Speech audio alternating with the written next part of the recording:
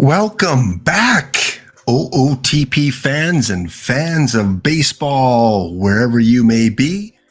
How is your Monday going so far? Is this you? Is this how you're feeling on this Monday / afternoon, late morning where I am here? Hope you guys had a wonderful weekend.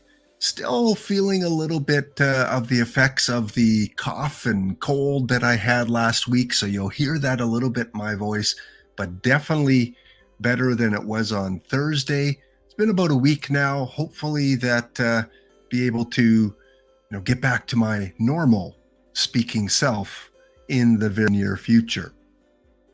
So Steve, great. Having a great Monday? Good.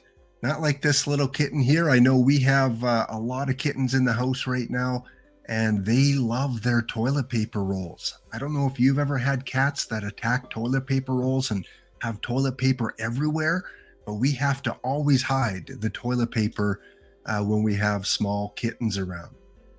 And yes, we've got representing the Oilers, got the Oilers colors as well.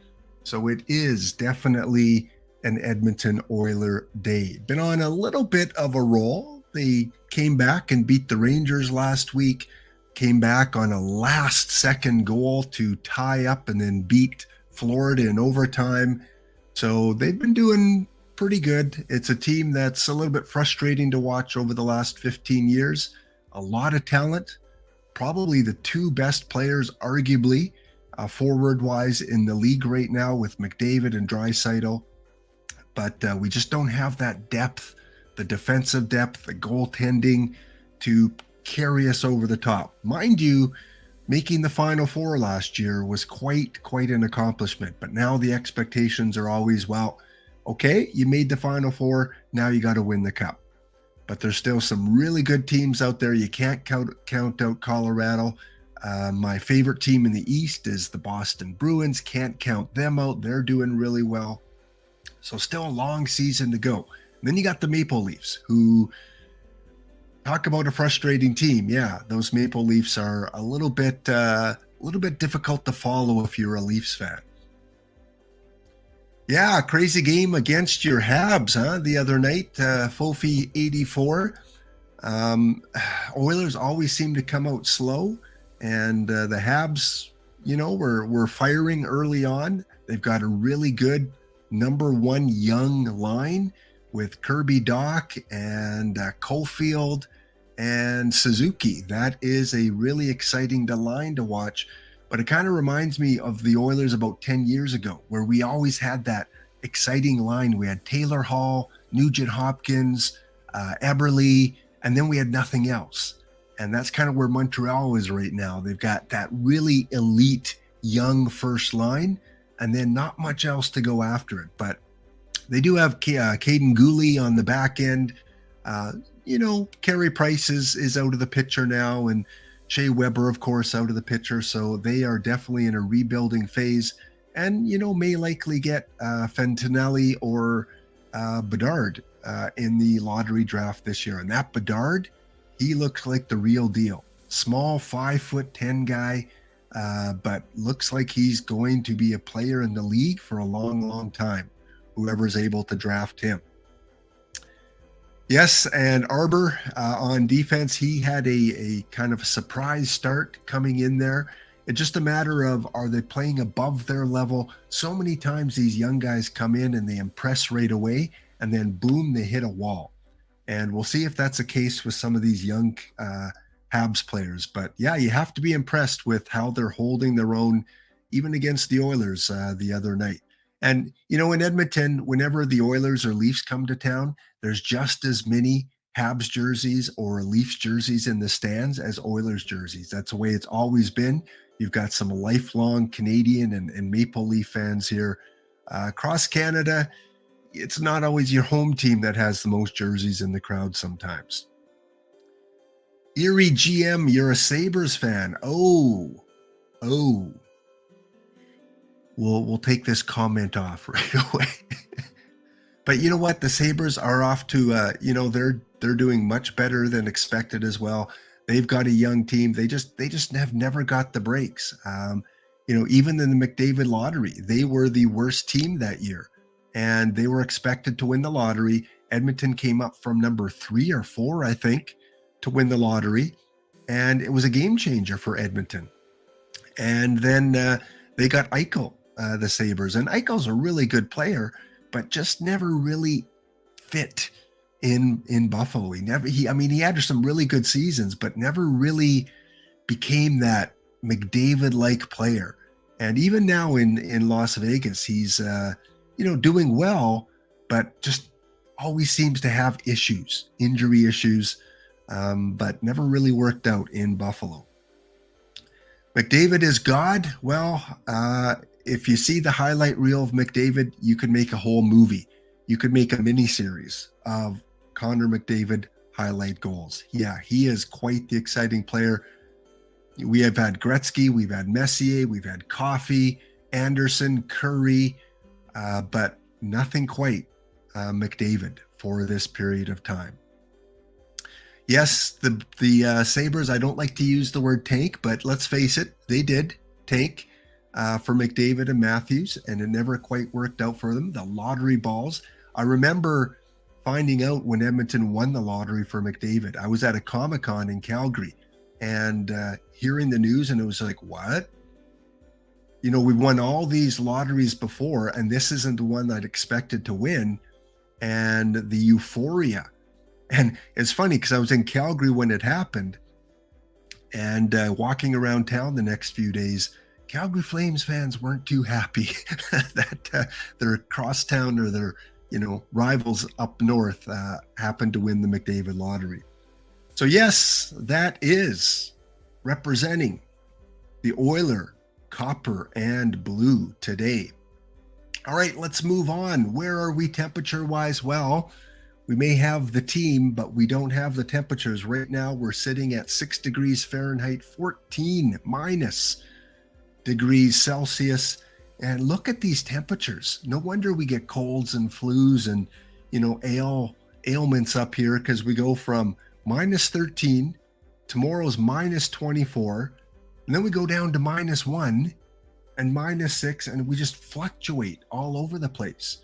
That's life in Alberta. Blink and the weather's going to change 10, 15 degrees every given day at this time of year. So wherever you are, I know Steve's in Florida, and Florida looks like they're getting about 80 degrees Fahrenheit in Miami. I know Steve's around Orlando, so pretty close, 75 degrees Fahrenheit there. We've got Milwaukee, 36, so a little bit cooler. Seattle's at 36 degrees Fahrenheit. Vancouver, 25 degrees. And of course, there's Edmonton right there at about 3 degrees Fahrenheit. Coldest today right now is, again, Eureka, minus 29 degrees Fahrenheit. So be glad you're not in Eureka once again. Not sure who could live up there, but it's always cold this time of year. A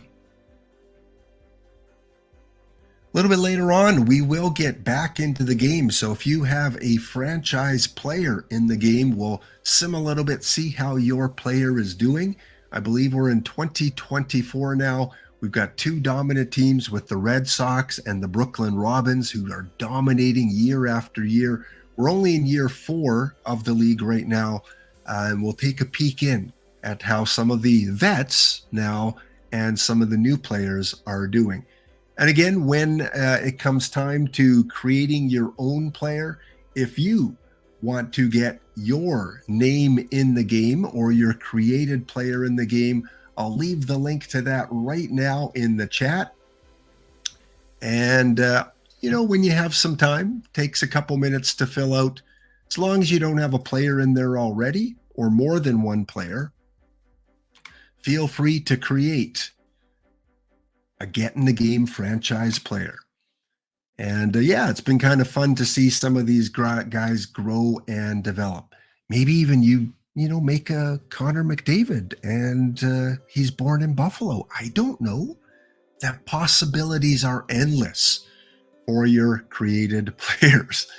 So we'll get to that a little bit later. The news that is in OOTP. Don't know if you've been following their Twitter, but we'll kind of go through what's been going on in the OOTP world. A couple big tournaments that have been held in the last few days. On Saturday was the World Championship, the first Perfect Team World Championship, and the Seattle Aftershocks. One game, that's it. One game.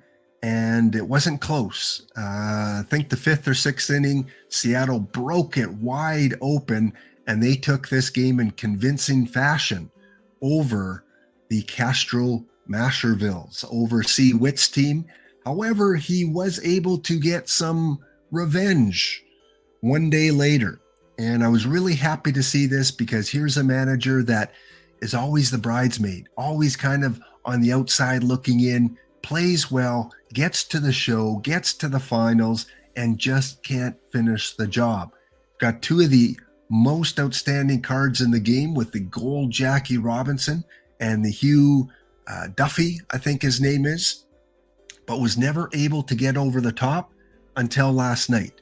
And even then, it was really, really close last night, because the Discord...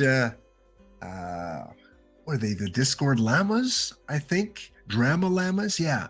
They pushed it to a 7-game series, and Castro had to pull it out late in that 7th game. So congratulations to the Mashers for taking home their first Perfect Team title. On the other side of their Twitter, kind of their regular franchise Twitter feed, a little bit of a shout out that they gave to the crime dog. Yes, Fred McGriff, of course, being a Canadian baseball fan, I remember Fred McGriff very well. So it looks like I didn't see the Hall of Fame inductions or the people that were voted in, but I'm guessing Fred McGriff was one of them, that he was one that was voted in. If you guys know who else was selected, just post a comment there. Who else was brought in to the Hall of Fame? I'll put up those names there if someone has the full list.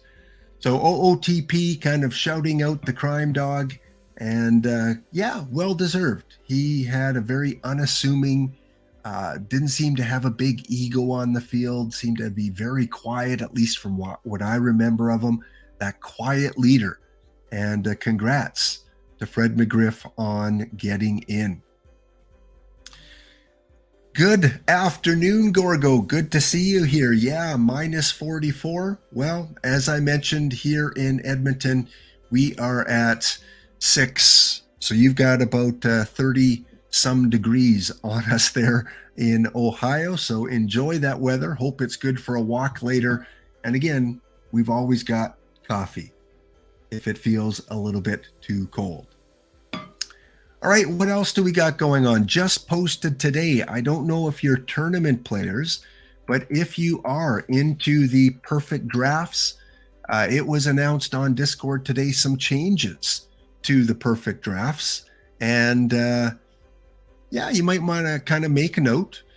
Here are the changes, some of the ones in the tournament level or the perfect draft level. These are all in Discord. I'm not going to read them all out, but you can see that some of the tournaments have been added, and there are some tournaments that have been deactivated as well.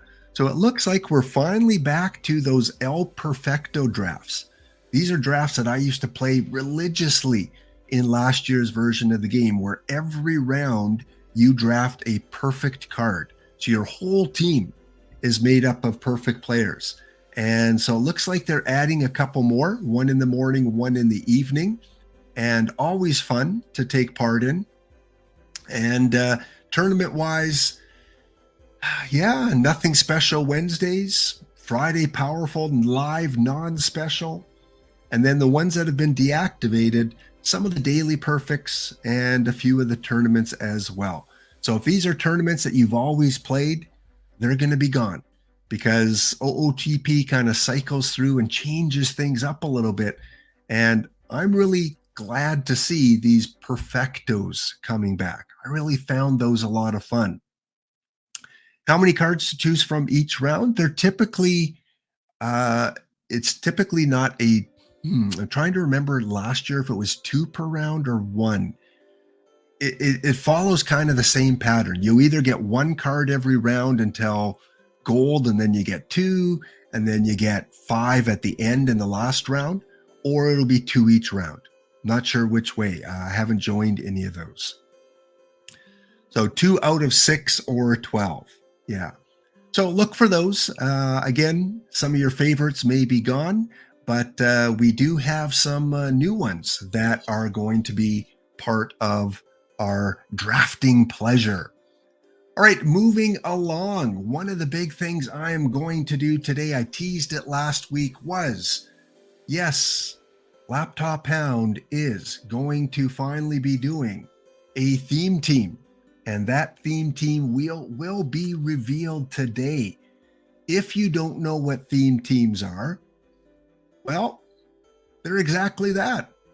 They are teams that you create that have some sort of special criteria that you build your team around. And of course, we've got EVCinNYC, who is the conductor of the theme team brigade, and he on his streams does a wonderful job of breaking down some of these theme teams and creates these wonderful slides and talks about the playoff runs and some of the teams that are able to reach that highest level in the league that they're in. So he does a wonderful job and kind of convinced me finally to get in the game and create my own theme team. And yeah, it's great to talk about all these, wonderful things about theme teams, but I'm not an expert on it. So maybe we need to bring in an expert on theme teams. So EVC, how are you doing today? Good, Laptop Hound. How you doing, man? How's things going today? Hey, it's going wonderful. Trying to hydrate and keep my voice in check, at least for the next hour and a half. And I thought, who best to have on to talk theme teams as I create mine than the orchestrator himself. The great thing is you don't need to be an expert. Like, I'm not really an expert at theme teams. I just kind of like keep all the people together and make it keep going, and it's a lot of fun, and it's a great way to play with cards that you've always wanted to play with. Yeah. So most people are familiar with you and your streams, but for those that aren't EVC, how did you come across this journey of theme teams in OOTP? Give us a little bit of the background. It comes back to during COVID, I wanted something to replace, there was no baseball game. So I found OOTP and I was like, this is great. I love OOTP. I can pretend, I can watch and manage a Dodger game. I'm a Dodger fan. I can watch and manage a Dodger game every single day during COVID. So I can at least get my daily baseball fix. And I was using the main thing. It wasn't until July that I found Perfect Team. I'm like, oh, this is kind of fun. And started playing. I didn't even know what missions were. It was like, anyone who start off with OOTP, you kind of like get thrown in, you start to figure it out. And then later in the season, I learned I could make a second team. I didn't know when I bought OOTP that you could make multiple teams with your license.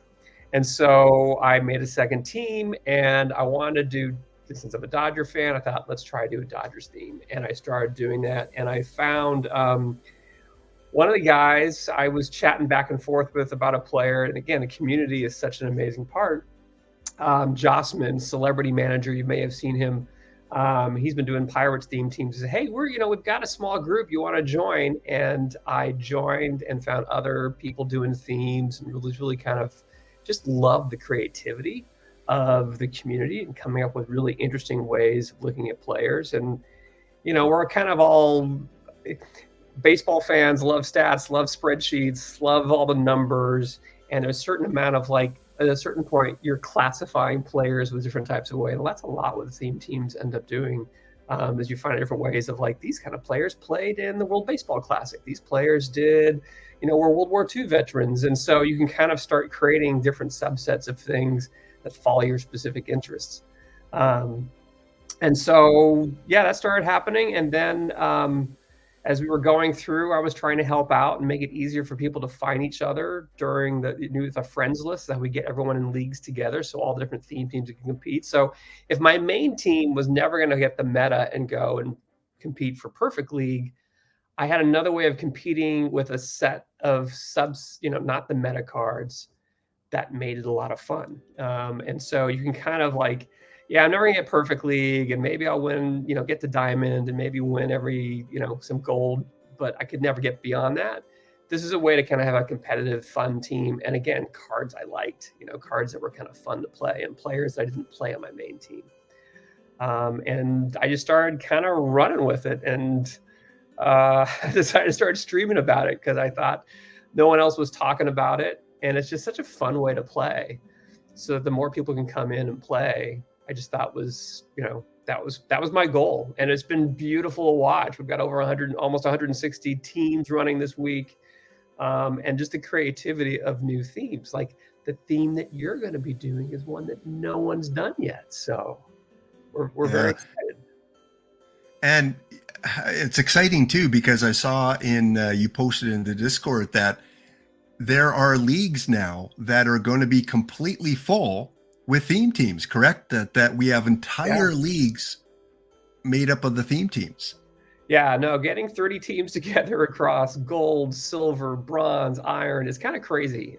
So it's really fun, and it just shows how much, again, it's really seemed to take off this year, and it's been gratifying to kind of see everyone get into it. And later today on my stream, I'll be going to follow you at 3:30, and I'll be doing a whole recap of the playoffs last week, highlighting some of the different theme teams. There's 5 new rookie teams that started this last week, so we're going to be highlighting some of those. So it's just, it's been a lot of fun.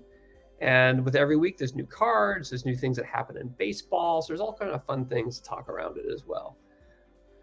Yeah, well, I'm really excited. I mean, there's time invested into it, and you as kind of an organizer, I can just imagine how many countless hours you put into creating your content for your streams. And on my behalf and behalf of it looks like hundreds of people now, we want to thank you for spending the time and putting the effort in to allowing us to have even more fun with OOTP. And there's always new ways of playing the game.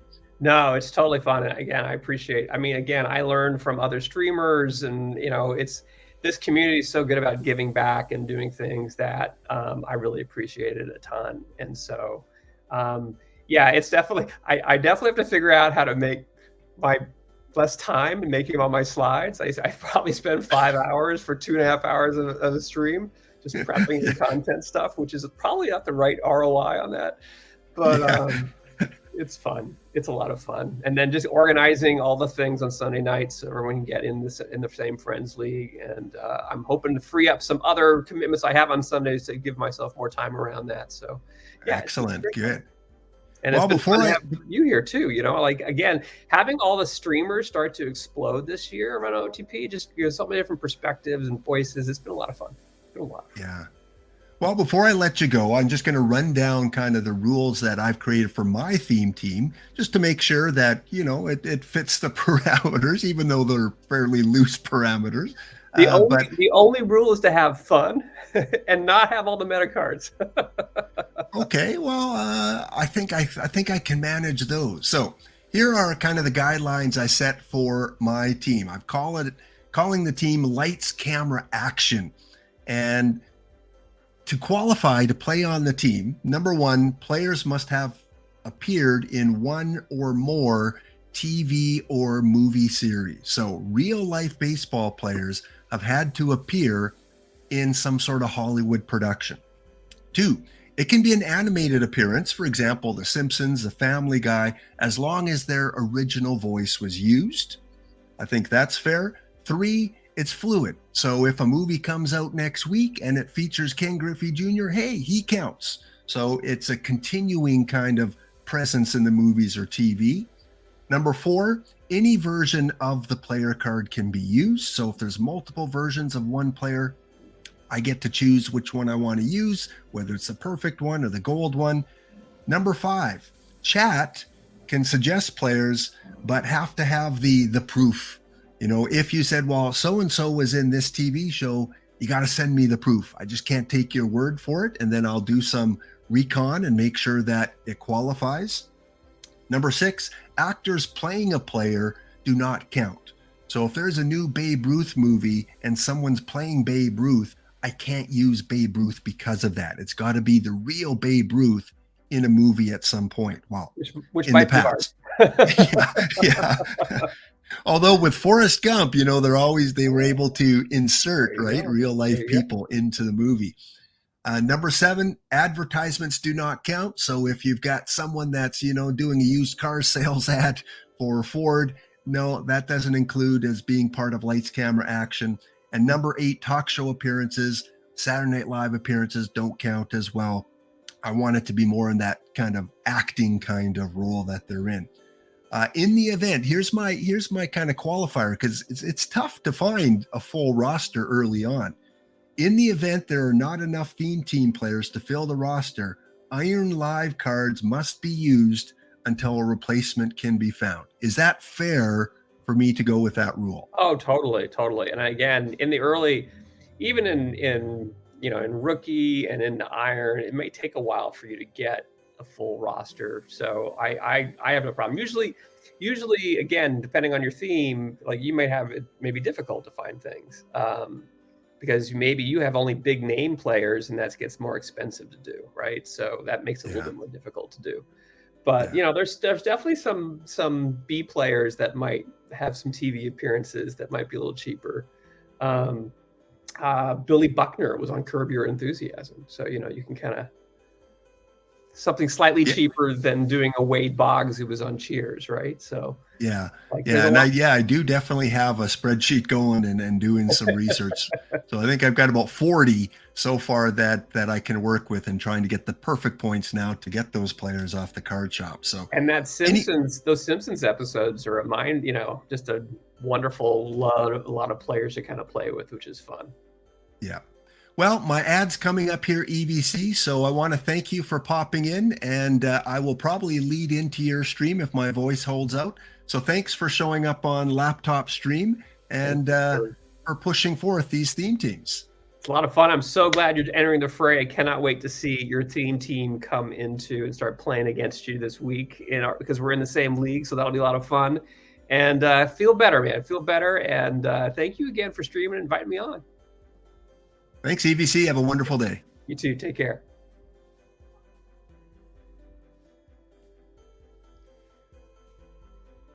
All right. I think we have an ad.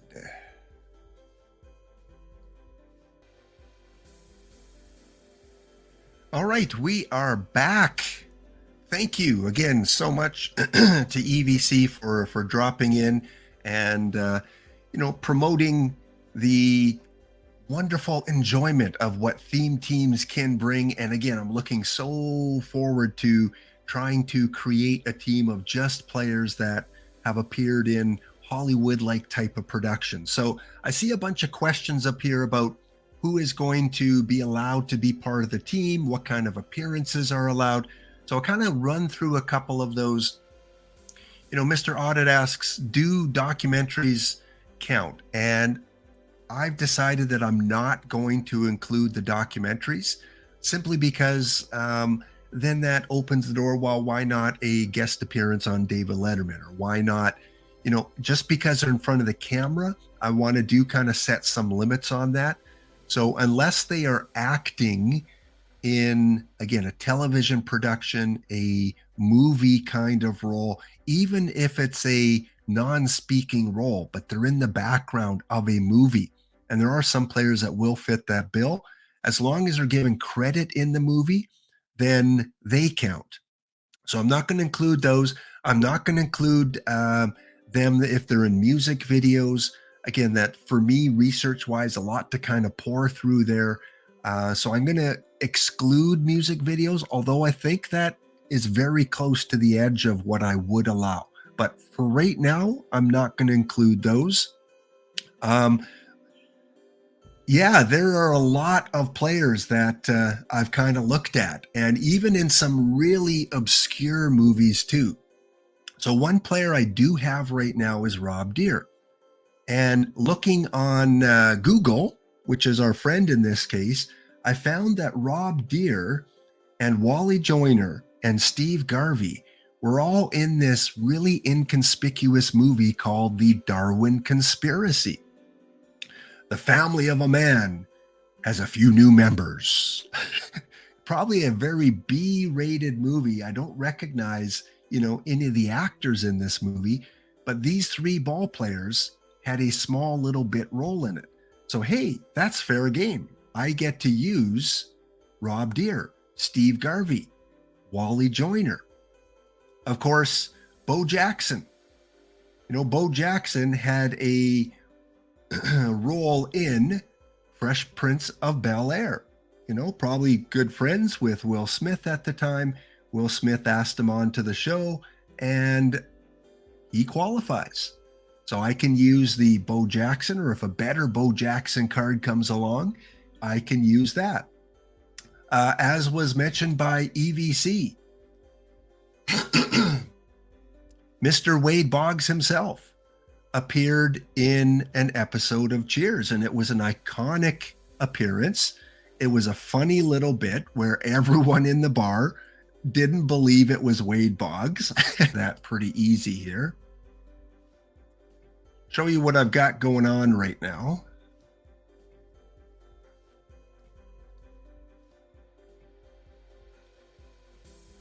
And yeah, it might be a little bit tough to see. If we can zoom in a bit.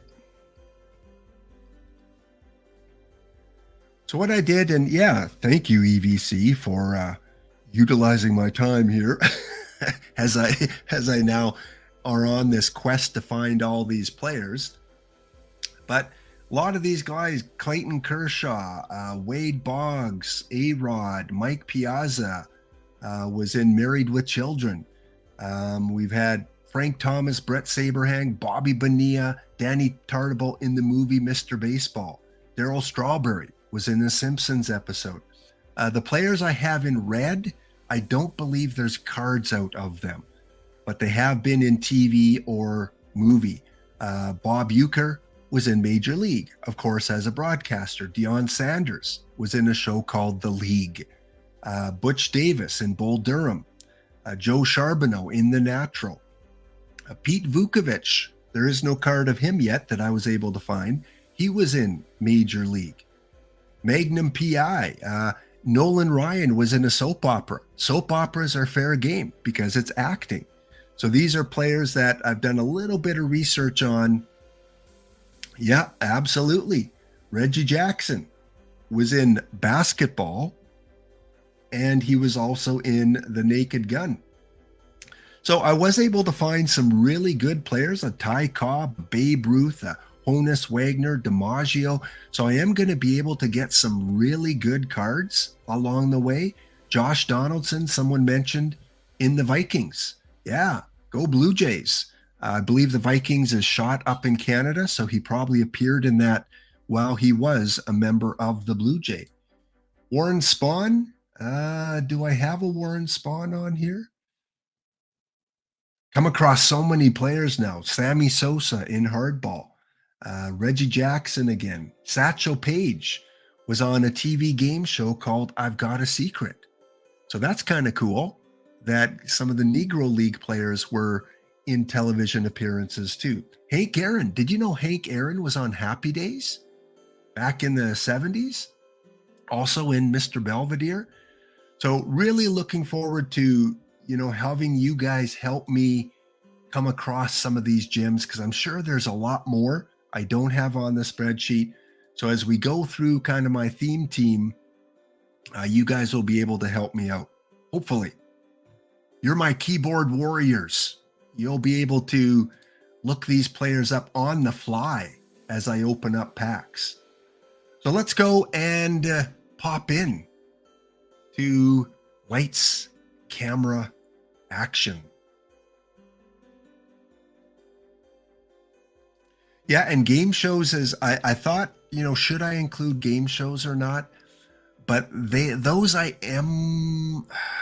I think it's going to be a case-by-case basis. Satchel Paige, I think, is a special person, and I wanted to kind of include him.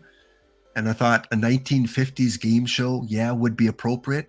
But, as we get into more modern times, game shows changed, and they had, theme team kind of game shows where, Family Feud, we have the Cubs versus the Dodgers, and then you'd have 10 players right there. So, game show appearances will kind of take on a case-by-case basis.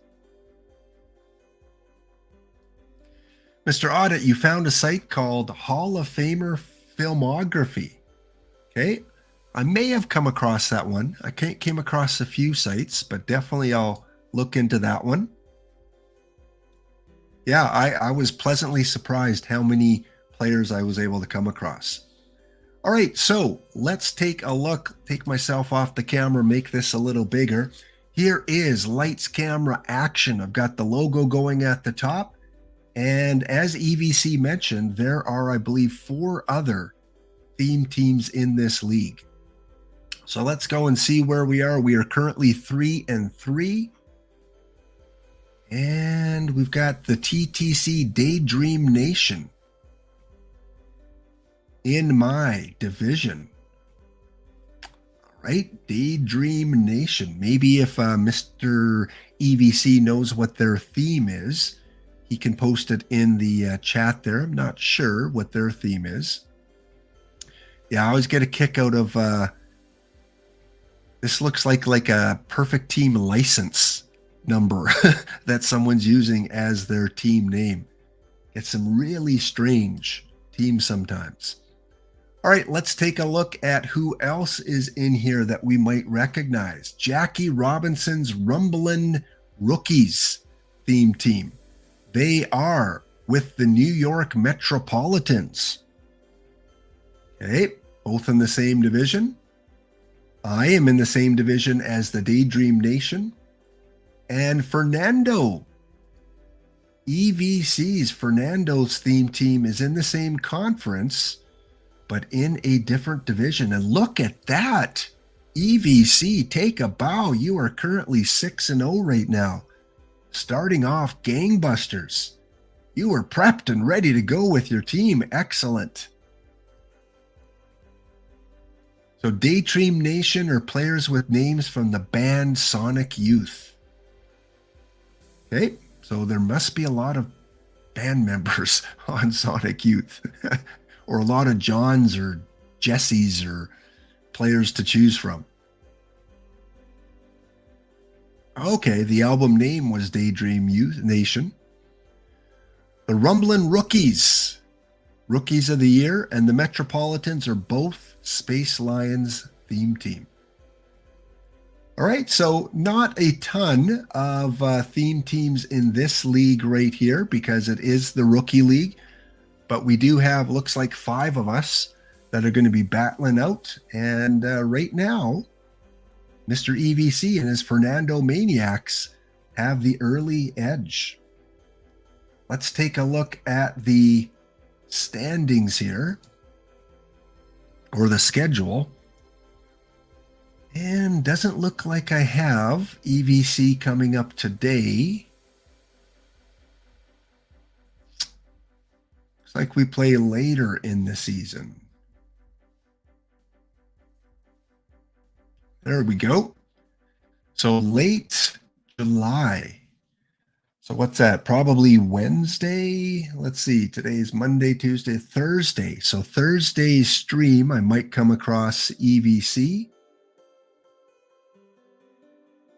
And then not again until Saturday.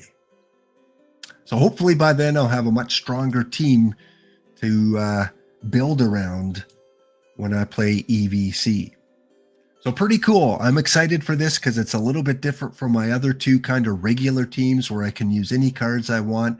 I'm going to be restricted to certain players Rob Deere, who I get to use, already has 4 home runs in rookie. Way to go. I'm thankful you were in a very inconspicuous movie.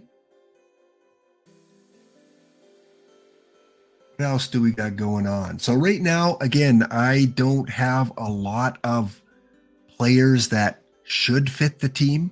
I've got to construct that probably off stream today.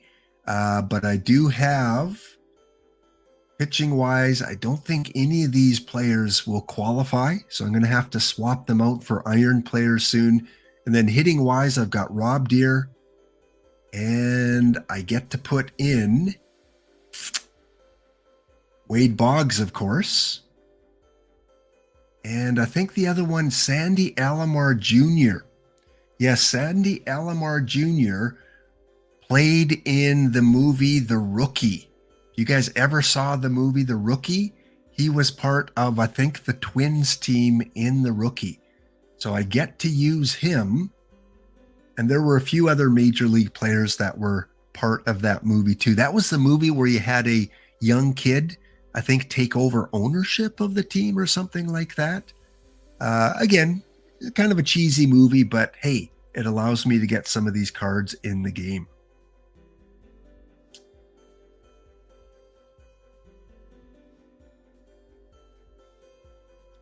Okay, take the same strategy as the other new team you did. Buy the BAL cards from the packs and hope you get something good to sell. Yeah, Mr. Audit, this is that team. This is the same team. So I bought all those build a lineup players, got the packs, and then a week later decided to create a theme out of it. So as you see, I've got 67 packs to go.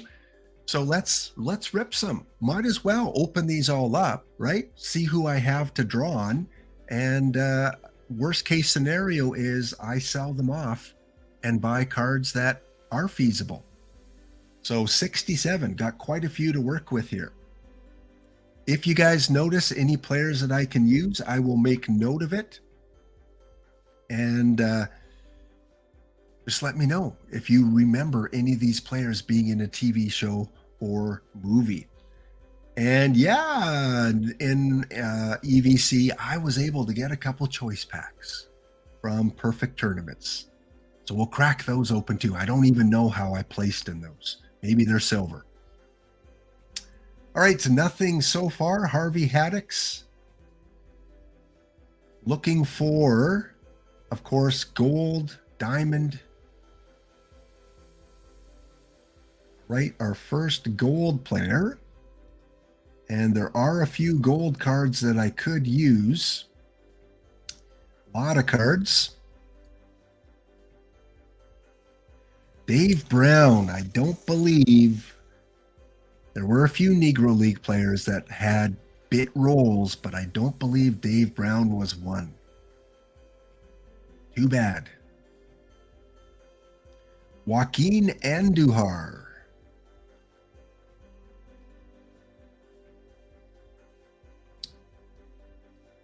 Really weird opening packs looking for specific players this time rather than just, you know, high-priced players.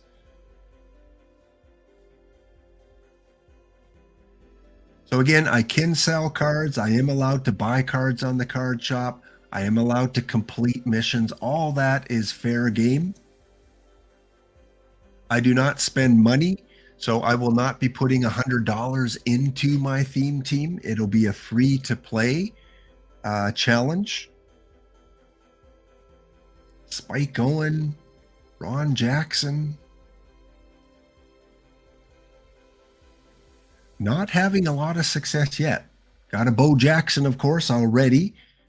He will be on the team, at least early on. Mr. Fresh Prince of Bel-Air appearance.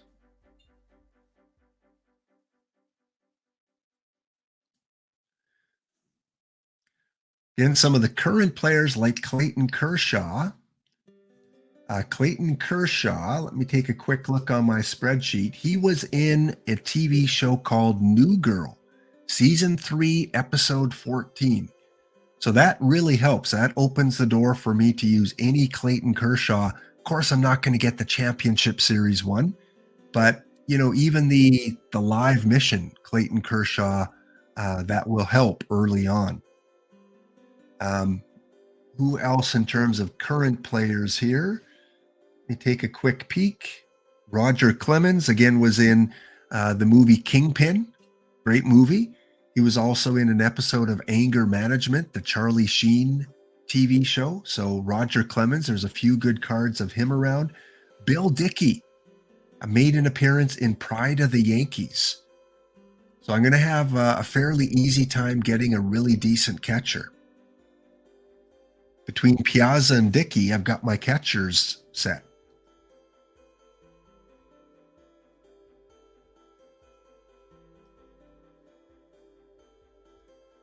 Kevin Brown, I did look him up in because I wanted to use Kevin Brown, but I could not find any reference to him as part of a TV show or movie, which is too bad because he would have been easy to complete.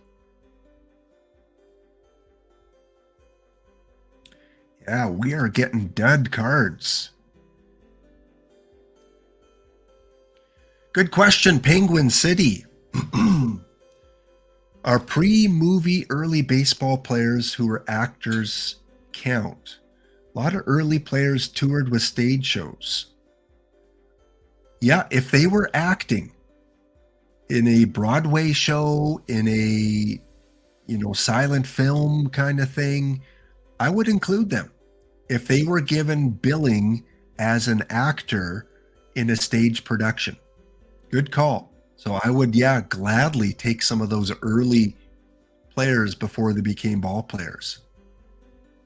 A few shout outs here before I continue on. I want to thank Steve. Thank you so much for resubscribing for your second month. Thank you for doing that. Oh, means so much to have people not only follow, but to subscribe as well. So thank you, Steve. Don't have the sound effects built in yet, but many, many thanks. You've been here pretty much right from day one. Thank you, Penguin City Pizza, for the follow. Jade Santos, thank you. M.E. Dirt, or Me Dirt. Zero Cat Zero, and Scythe, or Scythe, ZP. Thank you for the recent follow, too. But yeah, Pizza City Pizza, if you can come across some names of stage actors that later went on to play ball, that would be helpful, or even a website that might have a lot of those. All right, here we have our first diamond, finally. What am I looking for here? Roger Clemens, Nolan Ryan. Who else do we got at the diamond level? Sammy Sosa.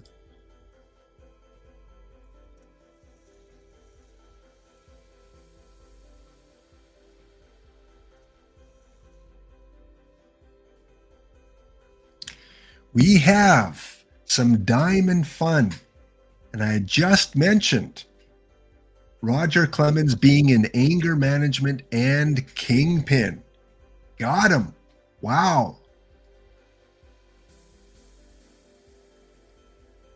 I mean, a 13,000 perfect point card, part of a couple missions. Yeah, great picture to add right into my lineup. And let me just check. Yeah, we just had a sim recently, so I don't need to insert him right away.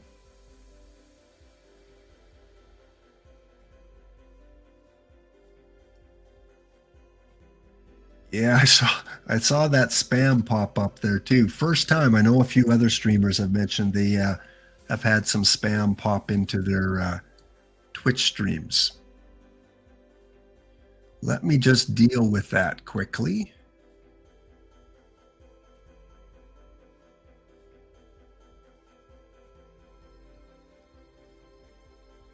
There. Deleted. All right, cool. We did have a Roger Clemens that we can add to the collection. See if we can get another hitter, pitcher, gold card. This time we're looking at Goose Curry. Someone please tell me Goose Curry was in like a Charlie Chaplin silent film. I could really use a Goose Curry right now.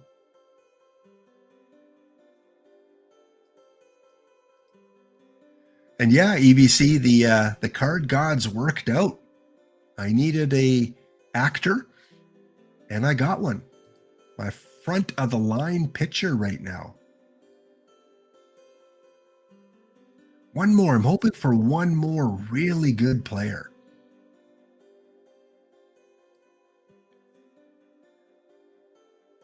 Jeff Weaver. No, nothing there.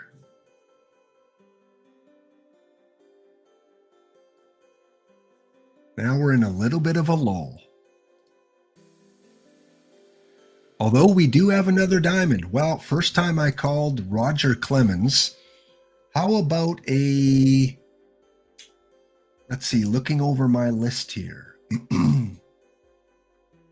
Derek Jeter. Is there a diamond Derek Jeter? Is there? Let me check here. There's a perfect Derek Jeter, not a diamond.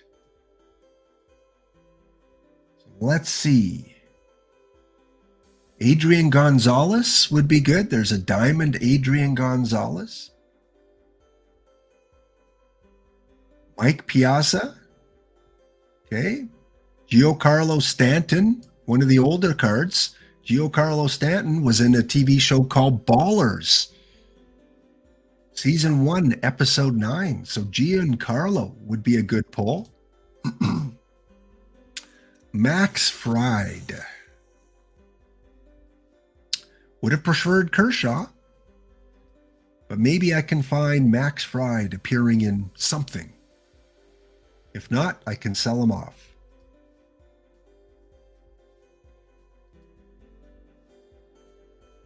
All right, another gold card. Here we go.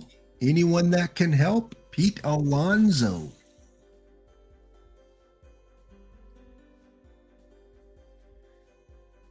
First Platinum 4 card after about 30 packs. First one that I was able to pull there, Johnny Ray. And the Cole gold card is... There are some live mission rewards that you can use. Kershaw, Aaron, Nolan Ryan. Yeah, absolutely. So I don't mind pulling duds right here and selling them off or using them for missions. And yeah, he's no naked gun, Reggie Jackson.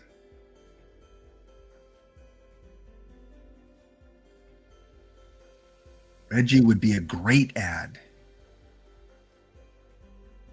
2 gold, double gold. All right, first time of the day. What do we got? In the first barrel, we've got Jose Quintana. And in the second one, Lucas.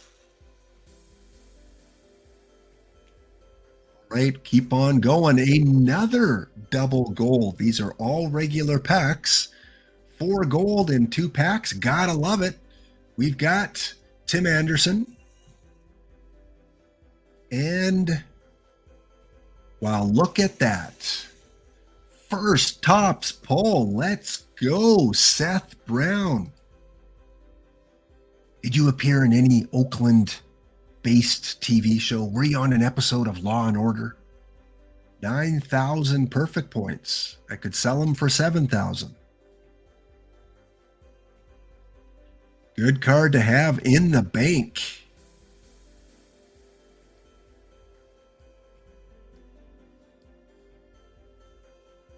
Yeah, definitely not complaining too much about the cards I'm pulling there. Bob Bailey, 75.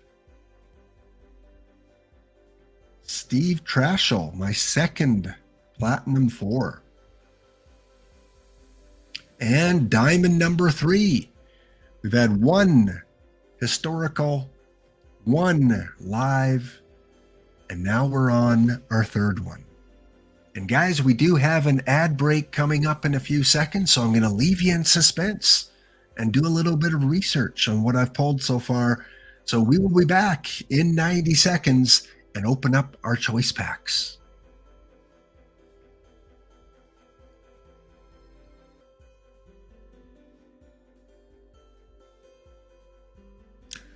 All right, so we are back. We are continuing along. When we left off, we were hovering over our third diamond card. Let's keep on going here. What do we got behind the diamond curtain? We got Hector Neris. Bare minimum of 4,000 perfect points, or helping for maybe some live missions. So 3 diamond, bunch of gold, a couple platinum 4, and so far the best pull has been the diamond Roger Clemens. And yes, I will get him into the lineup before the next sim. He is going to be the next start. All right, we've got 8 or 9 more packs, and then we have our 2 choice packs from Tournament Success. I always say, get into those tournaments. They're free. Why not?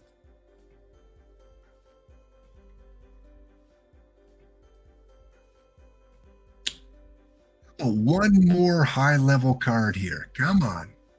Come on. Where is that 4th diamond?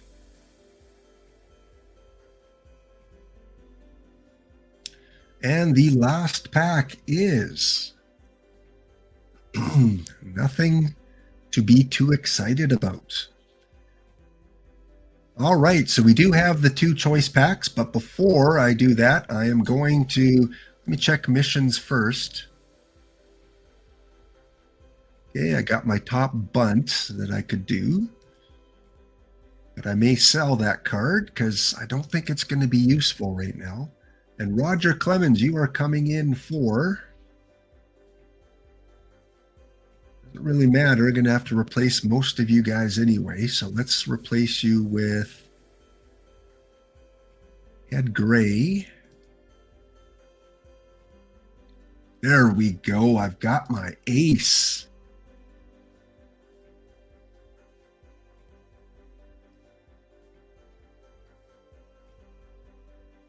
Sure, he gets the next start. We'll put him on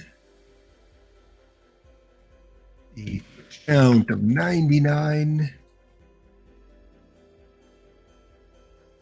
And just before I forget, let's fix his strategies a bit. Slow. We're in rookie, so I can pump these up a little bit more in rookie because there's probably not a lot of high quality pictures there, so I can be a little bit more aggressive on my rookie sliders.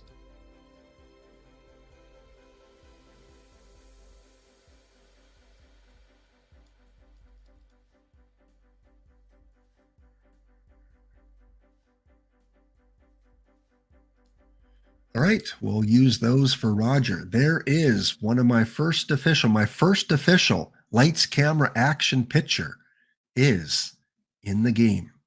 And we'll get to see how he does in about 11 minutes. But now I need you guys' help as I open up the 2 choice packs. I need you to, on the fly, be my keyboard warriors and see if any of these players are in TV or in the movies. Oh, look at that. Hey, I've got a high diamond and a low diamond. So that means a first place and a second place finish in tournaments. Well, I'm curious now. Before I open those, I just have to find out. Must have been a recent tournament. This one maybe? Let's check this one out here. Daily OOTP PM era.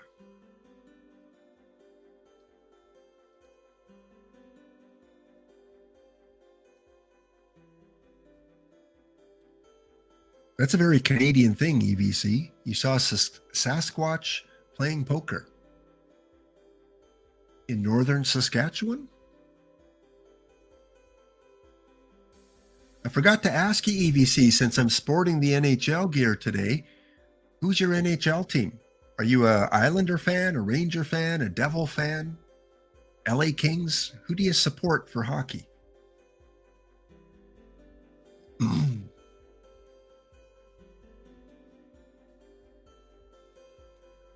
Yes, this is the high diamond choice pack. I was able to win Yeah, cool. I was able to beat the Straw Hats, an E6 team.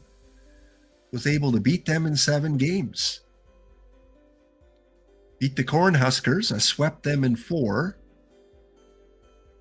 Beat the Nylon Pants in 5. The Titans in 5. The Baycats in 7. And then this other team in 6. So, wow. Here we have a theme team. Threw together a perfect draft. Was able to win it all and get a choice pack.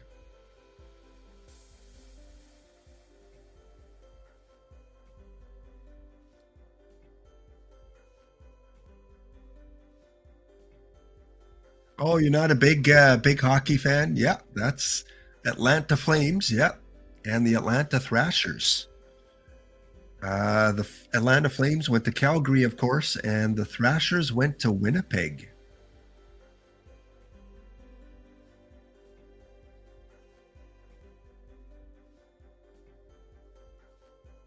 Get in a couple more tournaments here. Spam those.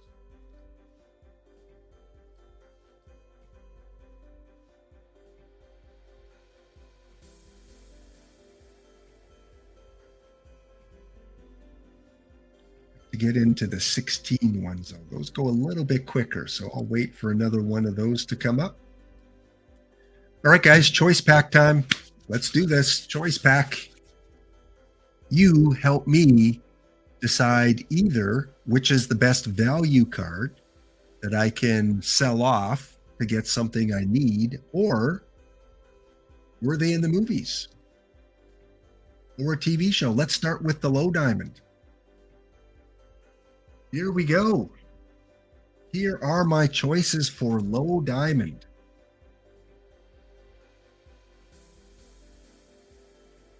We've got George Grantham. Come on, keyboard warriors. See if they appeared in a movie or TV show. Google that for me as I go on the fly here. George Grantham looks pretty good. He is selling for about $35,000. That's his last 10. Okay, so there's a card worth about $35,000. Waddy Clark, 93. None on the card shop right now. Again, about a 30,000 low diamond. Okay. Next, we've got George Sisler. I love the Platinum 1 George Sisler.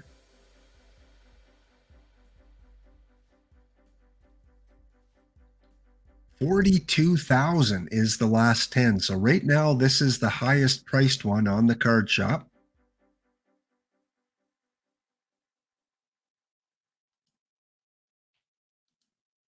I know if this was any other team, Mr. Audit, I would probably take Sisler, but if there's a guy that played in movies, Ralph Comstock.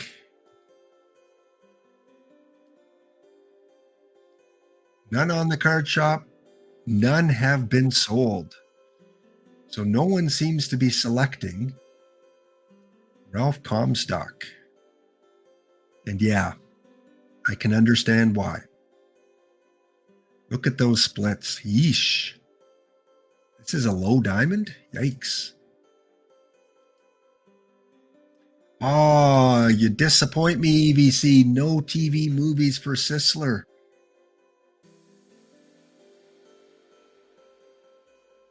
John Smiley.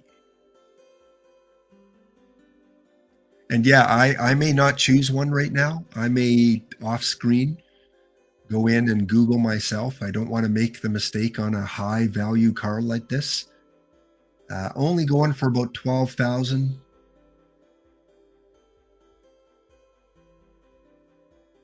And the last choice is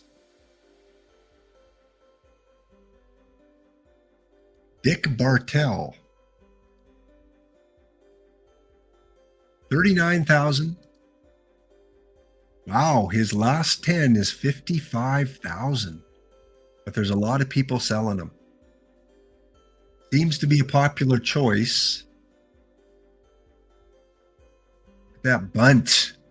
You bunt fans out there. Third base, shortstop. Dick Bartell. Dick Bartell.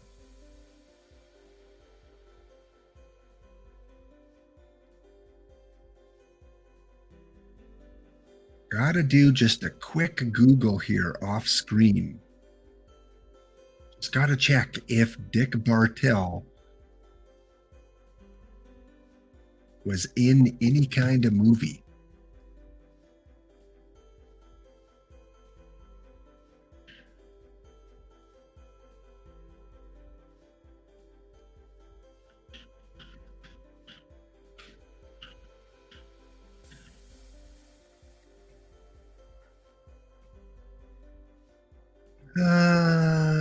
Okay.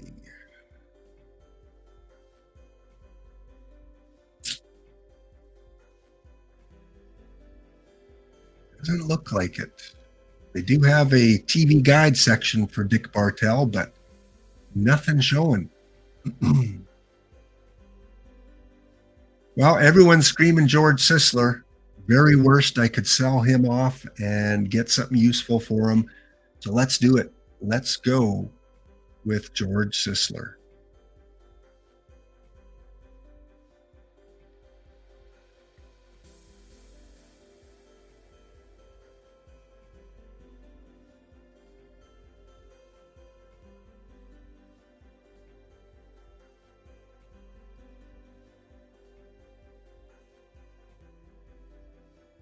Was he? Sisler, we have confirmation. EVC, Sisler was on to tell the truth. He's game, just like Satchel Paige was game.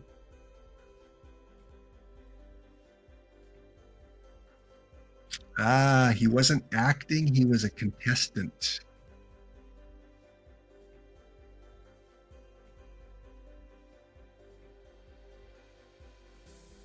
I'm taking him.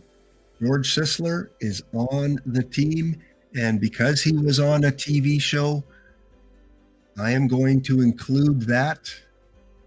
He gets to come into the game, and we'll replace Willie McCovey.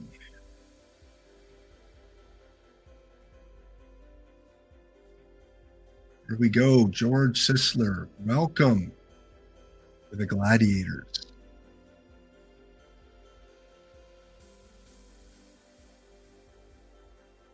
Actually, delights camera action, not the Gladiators. It takes a while to get used to. I'm used to saying the Gladiators.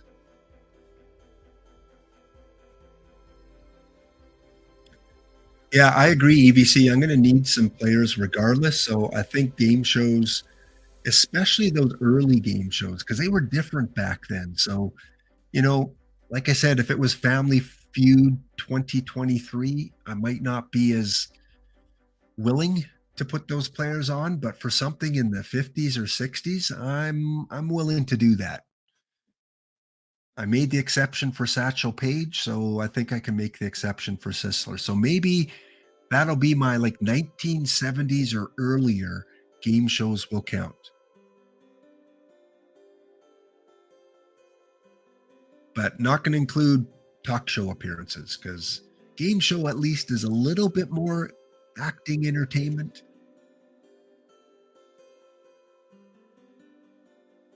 Yeah, IMDb is a great one to check. All right, so we have Clemens. We have George Sisler. Let's take a look now at the high diamond pack, guys. Sisler was a pretty easy call when it comes down to it. But now we get a first place pack. All right, here we go. More research for you guys to do. Harry Heilman.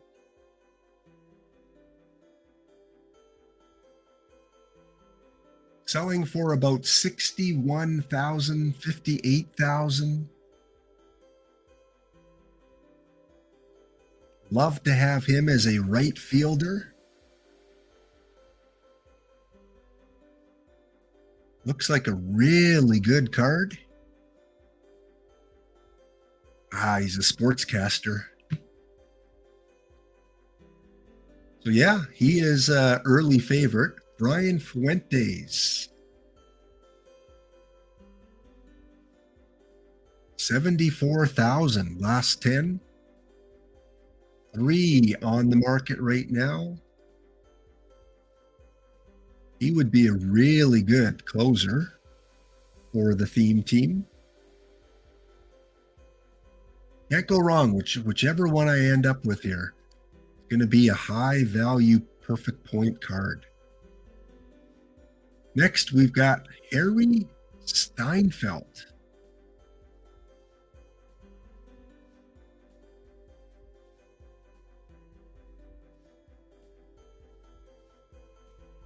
$52,000. Third baseman. Not the greatest defense. Okay. Heilman eventually be a platoon guy. Mike Donlin.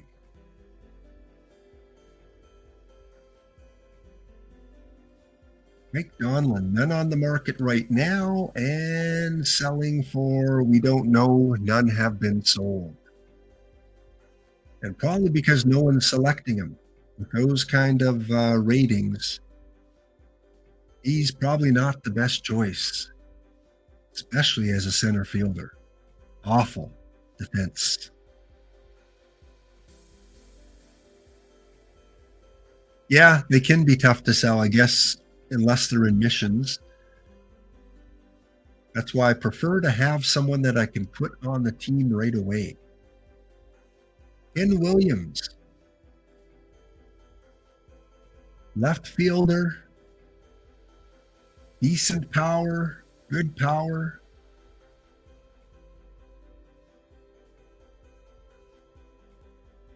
And none have been sold. Only one up on the card shop right now.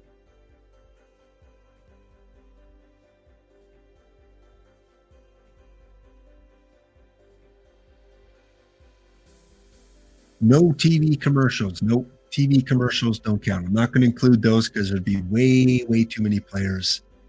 And John Smoltz. Come on. John Smoltz must have been in TV somehow. Popular Brave. Back in the 90s.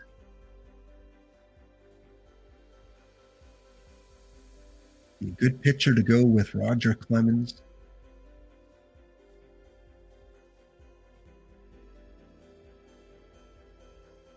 All right, well, we got an update on Donlin here.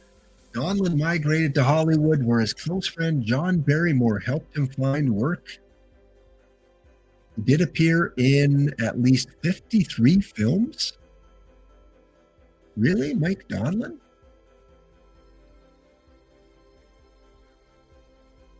And we got a Smoltz sighting as well. Smoltz was in Pitch.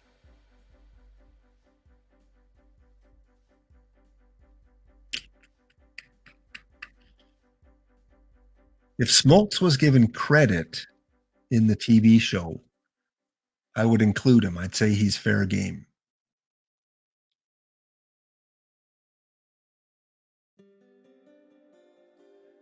Smoltz pretends to be a sportscaster now. Good one. Good one, Gabba. So Donlin does feel more like the actor. Definitely had a bigger role.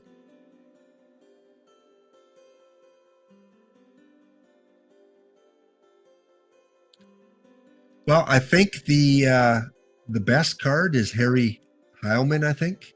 You guys weren't able to find anything on him. Donlin's probably the worst card overall, though.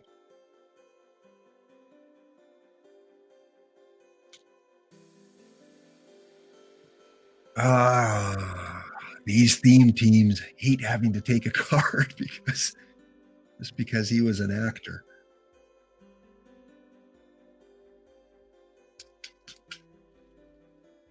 Let me take a look at his profile one more time.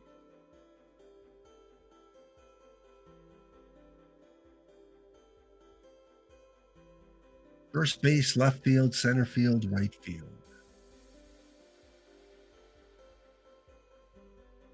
Yeah, I could do that. Was my gut, was to buy or take Harry and sell him to buy Donlin plus more.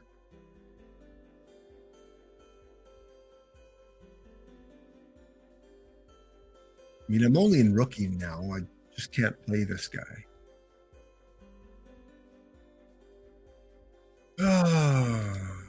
Or do I stick to my roots and say, nope, Donlin was an actor.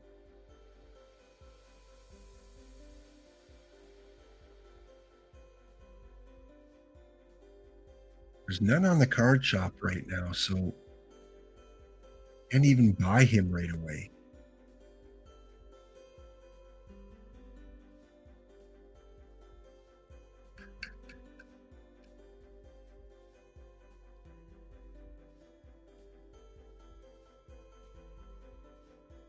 All right, Donlin Heilman. You know what? I'm going with the actor. It's not the best card, but going with him. That's what this team is about. It's a theme team. I can get him in the lineup as soon as possible. So let's get Donlin in.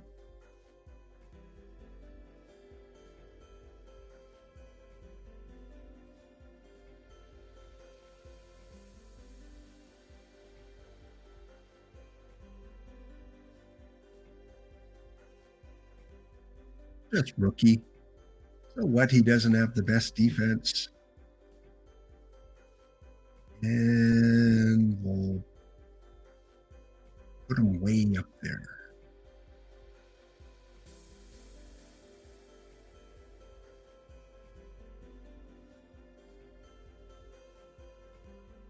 And Donlin, yeah, I don't want you in center for sure. Good comment there, EVC. Throw him in left.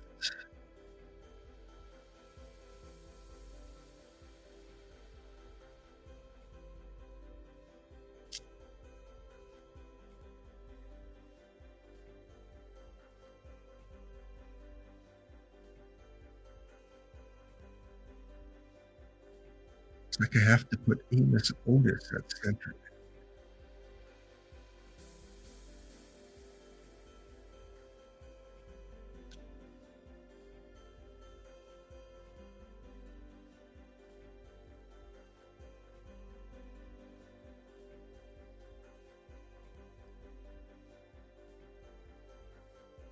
All right, I'll fine tune that later.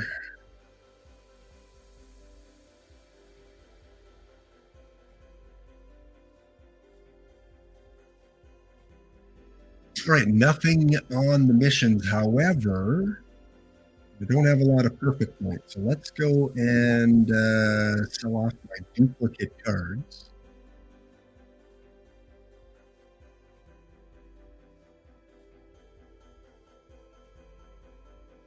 Only one worth listing here. Not really.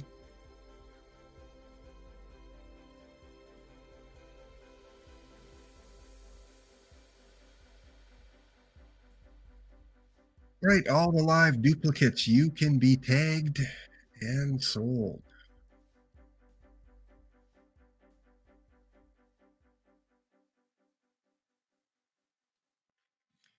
All right, well, there we go. There we got a little bit of a setup going here. I'm just going to exit out of that, go back in and see how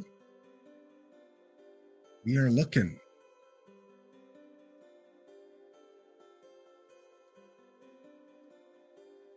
This is quite the feat trying to set up a theme team here.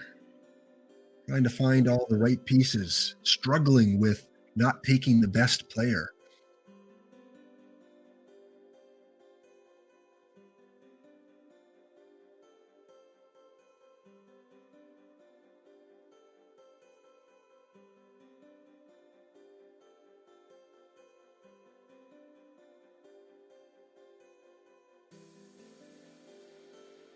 All right, so I do get to bring in Wade Boggs. Let's take out...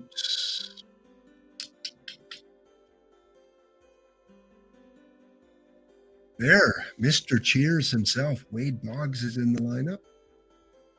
Did someone mention Noah Syndergaard was in a movie or TV show?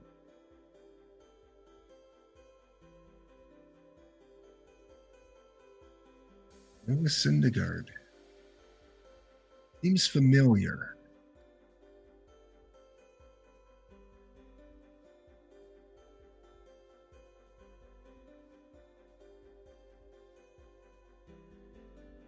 Was he on Game of Thrones or was he on Vikings like Josh Donaldson?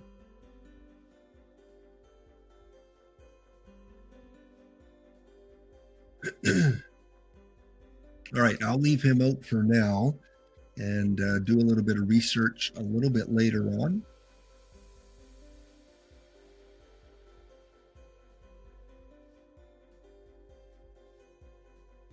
Vikings? Okay, so Syndergaard was in Vikings?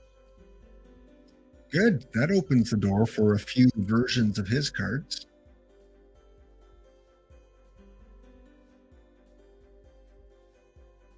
Was also in Kevin Can Wait. Okay, good. Thank you, Coercible.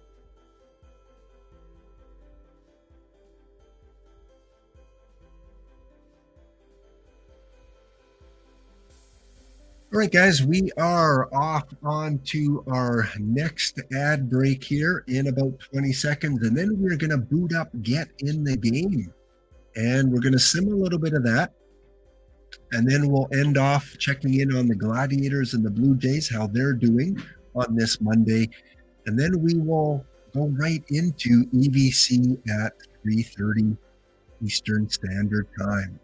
So be right back. Here is our message from the sponsors.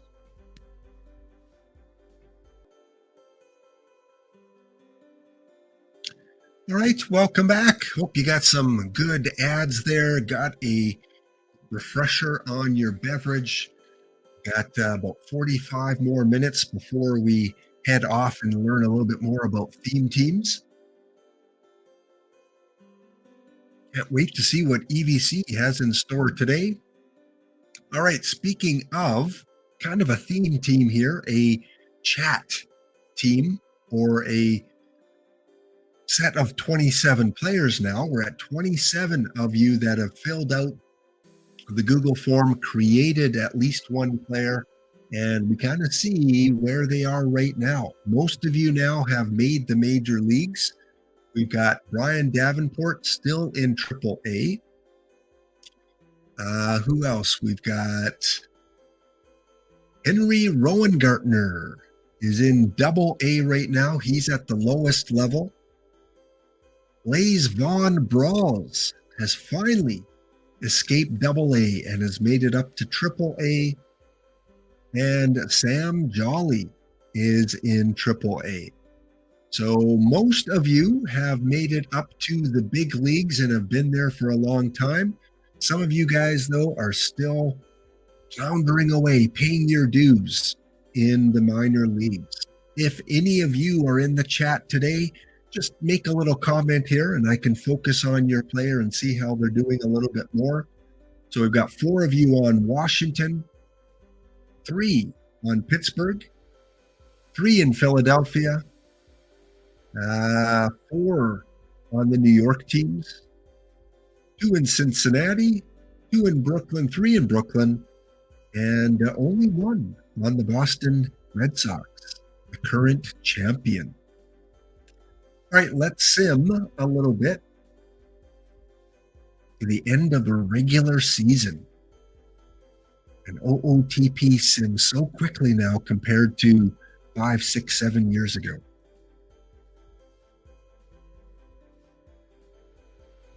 I used to play so much franchise with this game. And then Perfect Team came along. And yeah, I went in that direction for sure.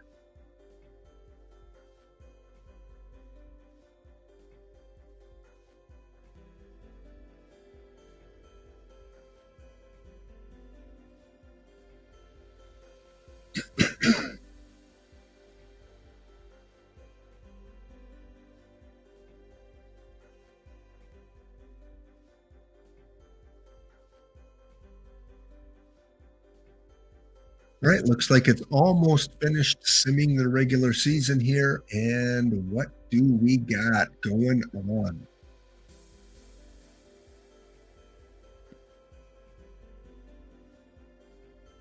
The Washington Senators have come out of the AL with a 99-54 record. And in the NL, it is the Boston Braves. So we are not going to get a repeat of the Red Sox Brooklyn Robins this year. We will go to the playoff bracket, Washington versus Boston. All right, let's take a look how some of you did this year.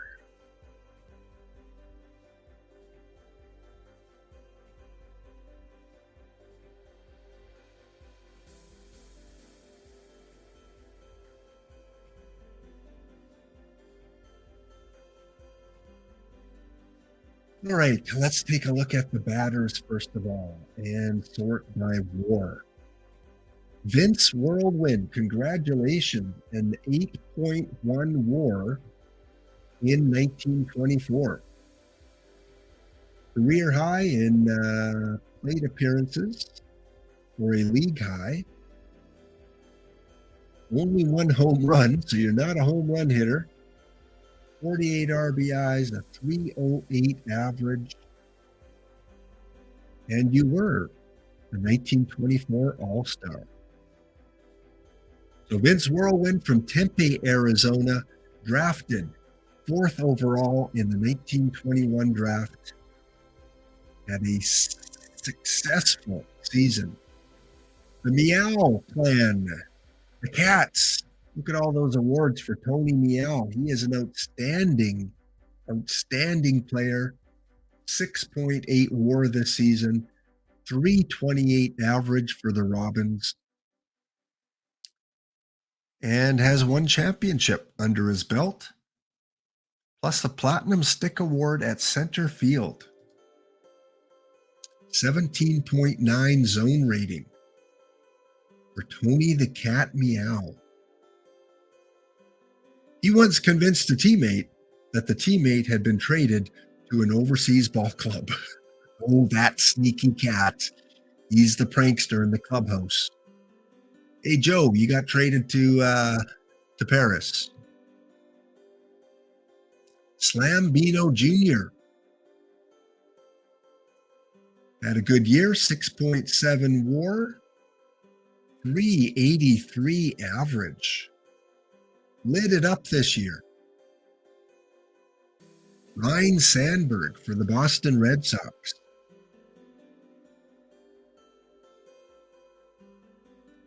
Really good catcher. 359 average. Yeah, you guys love your catchers. Look at this. 1, 2, 3, 4, 5, 6, 7, 8. 8 of you created catchers. Almost going to have one on every team now.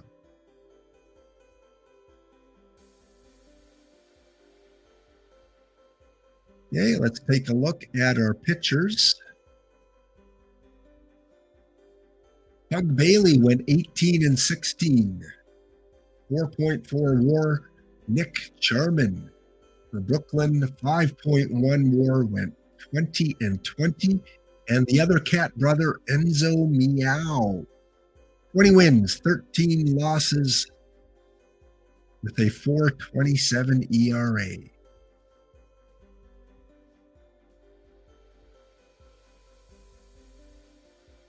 And Henry Rowengartner, Rookie of the Year, nickname anyway, went 19-14. Playing for Double-A. Did get a coffee in Triple-A. Spent a couple games up in Triple-A, but not really successful. So he got sent back down, I believe. Ranger Robin, 20 wins, 14 losses. And let's take a look at the overall leaderboard. In the AL, some of these names you'll recognize. Fred Lynn had the best average in 1924, 386. Al Bumbry hit 361. And our created player, Ryan Sandberg, was third in average, 359. Not really a home run era. Pavel Sandoval had the most home runs with 17. Fred Lynn with 13 and Jose Canseco. So yeah, if you're drafting these early eras, you don't really want the power hitters.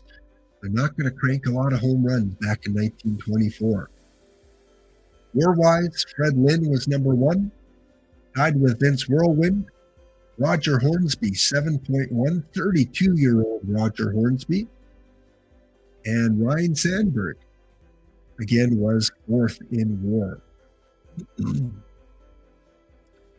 That's a lot of Ks. Was that for Henry? Did he have a lot of Ks? Our pitching leaders in the AL, Addy Joss, the 2.28 ERA, led the AL. Mel Parnell, 2.35. And Kratos Ward, user-created player, third in ERA, 2.56. Kratos Ward had the most wins with 24. He went 24-7 with the Washington Senators. With that movement, look at that, 25 movement, and he went 24-7. I guess movement isn't everything in 1924. All right, let's go to the NL.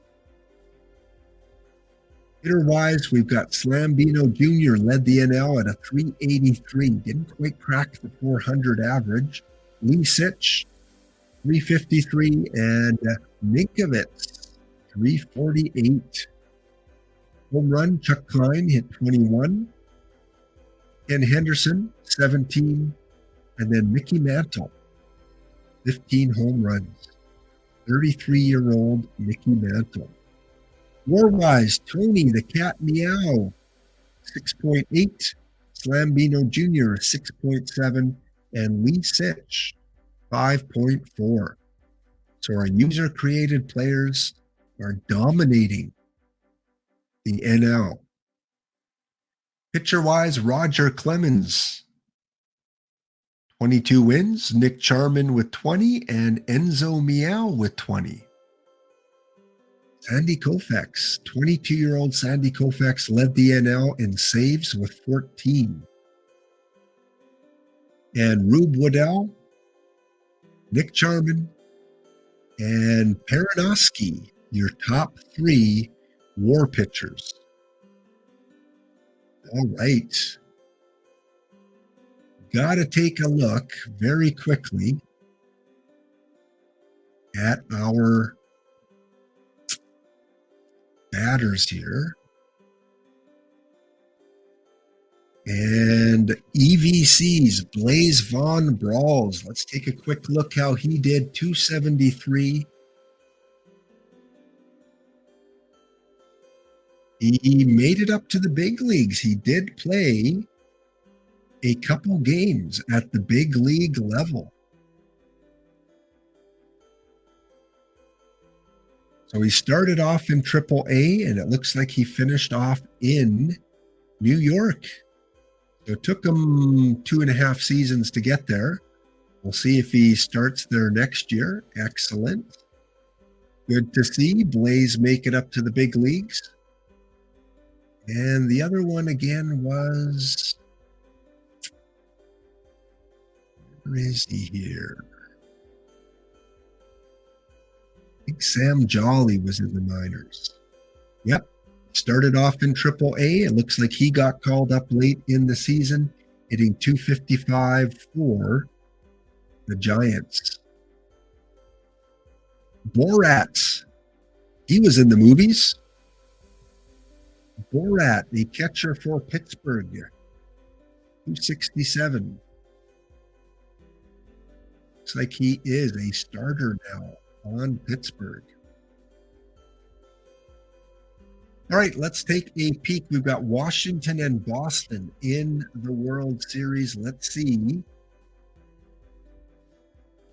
how many created players on each team. On the Washington Senators, Vince Whirlwind is leading off.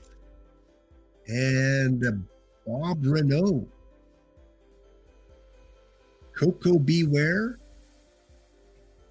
and Kratos Wars. Those are the 4 created players on the Senators. And for Boston,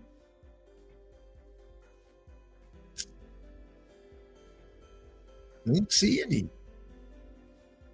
No Boston Braves? Do we have a team with no created players?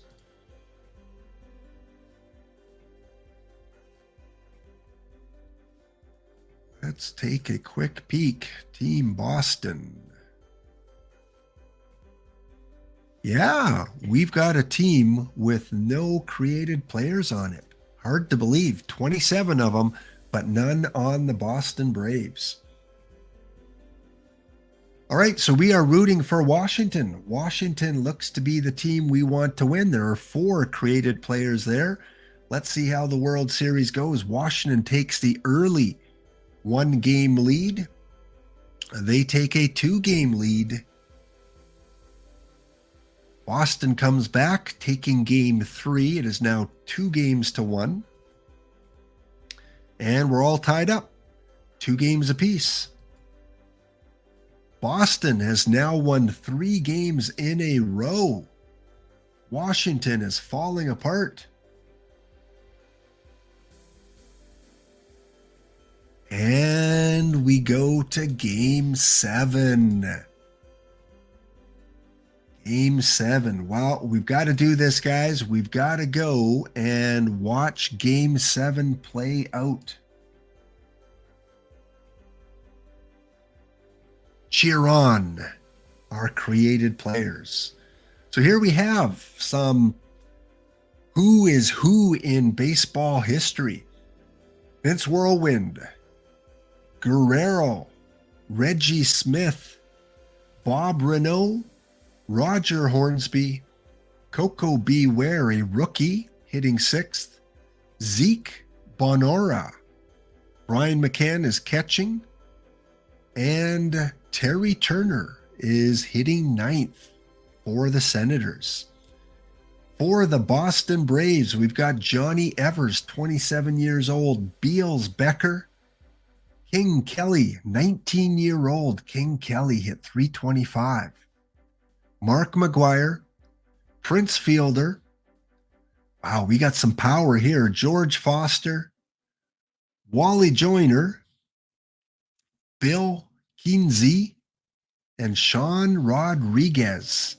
Hitting in the number 9 slot, we've got Addie Joss, who went 21-6, up against Stubby Overmeyer. Who do you guys got? Who is going to take this? Are we going to have the created players or the well-known power players? Let's find out. Let's call this game. Game 7, 1924 World Series. And we'll go players in running scoring position. Make sure we're good for a break here. Oh yeah, we still got lots of time before the next break.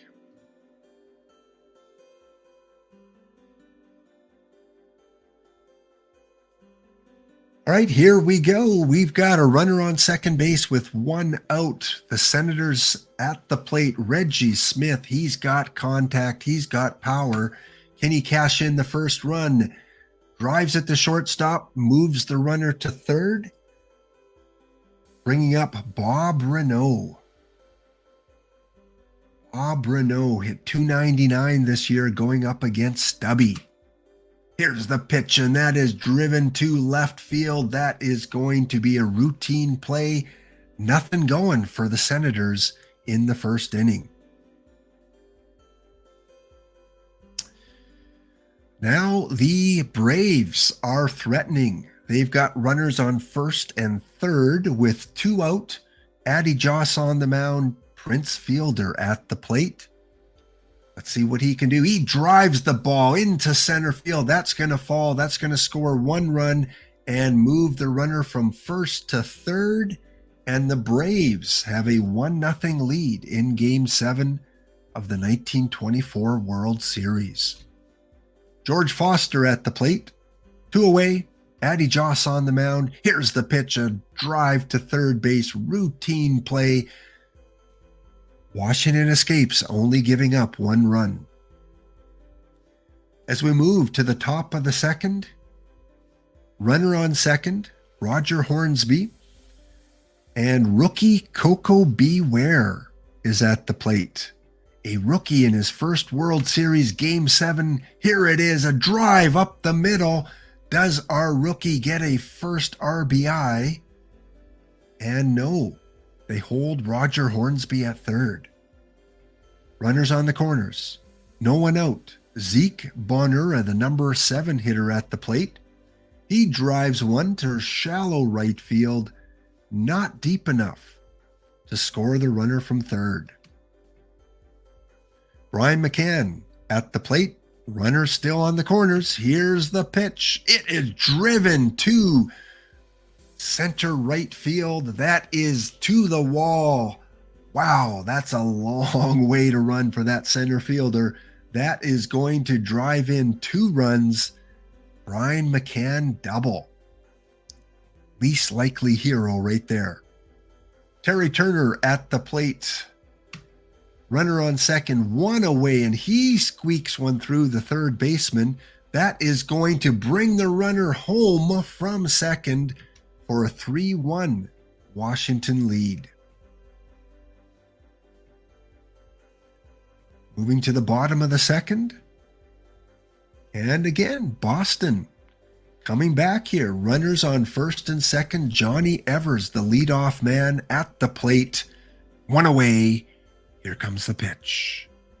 And that gets away from Brian McCann. That is going to move the runners to second and third. We have a passed ball. Making a little easy. Oh, that is driven to the wall as well. Deep in Braves field. That is going to exhaust the outfielders going to get that. That is a long way to run, and that is going to cash in the tying run. That seems to be the place to hit the ball. Beals Becker at the plate. Runner on second, 1 away. Tie ball game. And that is a lazy fly ball to center field. That will not advance the runner. King Kelly, 19-year-old King Kelly at the plate.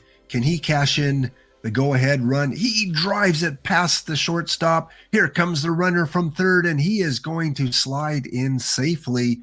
An RBI single for 19-year-old Kelly. Braves back on front. Mark McGuire at the plate. Checks his swing. Takes the walk. Prince Fielder up against Doc White. He drives one to first base. Easy play. That retires the Braves, but they do come back and take a 4-3 lead. Into the top of the third. Again, we've got action. Washington, Roger Hornsby at the plate. Bob Renault at second. Here comes the pitch. It is driven deep to right field. That hits the top of the wall. Hornsby rounding first, going to second, on his way to third, and safe at third base. Tying up the game, and we're only in the third inning. We've got an all-star-like game going on here. Roger Clemens on the mound. Coco Beware can bring in the go-ahead run as a rookie. Nope, lazy fly ball to left field. But the Senators get a run to tie it up. 4-4, bottom of 3. Braves are saying, nope, we're not done quite yet. Runners on first and second, nobody out. Bill Keensey at the plate, up against Doc White. That's going to be difficult. That gets the runner at first, but it moves. Joyner to second, Foster to third. Sean Rodriguez, the number 9 guy at the plate. Driven past the third baseman, and that is going to score at least 1, maybe 2. Yes, a double for Sean Rodriguez. Johnny Evers at the plate. He drives one to short, holding the runner second out of the inning. Beals Becker.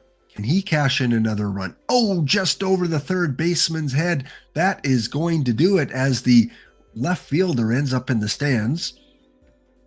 A double. King Kelly, 7-4 lead, and he goes down swinging. We are finally out of the third. Nothing going in the top of 4. Bottom of 4, Braves threatening. George Foster at the plate. Runners at first and second. Here comes the pitch. A weak ground ball moving the runners along. Wally Joyner, big double last inning. He gets one by the first baseman. That is going to score a couple runs and another double. 9-4 Braves.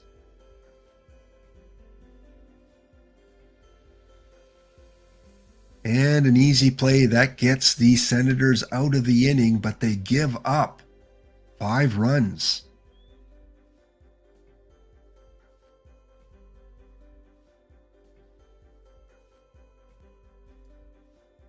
All right, as we move to top of 5. All right, we've got some action going on here with the Senators. Roger Clemens on the mound, Bob Renaud at the plate. Gurriel and Reggie Smith on the base paths. Here comes the pitch. That gets 1 out. No double play. Moves the runners to the corners. Roger Hornsby at the plate. 2 away. Hornsby against Clemens. What a matchup. That is driven, and that's going to fall in front of the center fielder, only cashing in the 1 run. Coco Beware, here is your chance. 2 away. The rookie pops up, ending the threat. Bottom of 5. King Kelly at the plate once again. He takes the walk, and the Braves are threatening as they have almost every inning. Mark McGuire at the plate. He drives one to short. Moves the runners. Prince fielder, can he cash in a couple more? No, he goes down swinging. And finally, we have the Braves without a run. Nothing at the top of the 6th. Bottom of 6, nothing for the Braves. Washington, top of 7. Can't score anything. Bottom of 7. Runner on second for Johnny Evers. He bunts the ball, moving the runner to third, sacrificing. Good play by Johnny Evers. Can Beals Becker cash in Sean Rodriguez? Yes, he can. That falls into right field, and it's booted by the right fielder as the center fielder just looks on helplessly. 10-5, costly error. King Kelly once again at the plate. Seems like he's been at the plate every inning. He drives one deep to center. That's going to move the runner to third. 2 away, Mark McGuire. 10-5. He pops up to center field, ending the Braves' 1-run threat. Top of 8. Can't get anything going. Bottom of 8. Again, we've got the Braves looking to cash in more. Another booted ball by Brian McCann. Wild pitch by Pete Redfern.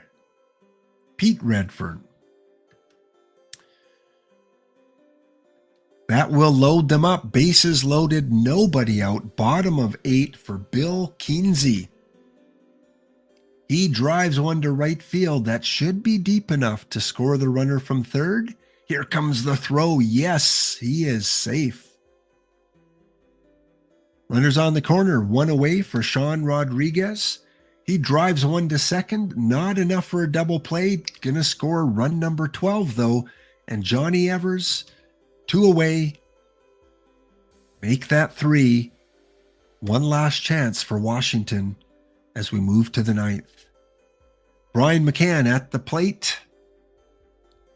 Do they have a 7-run comeback? I don't think so. One away. Terry Turner. Weak grounder to shortstop, 2 away, and it comes down to Vince Whirlwind.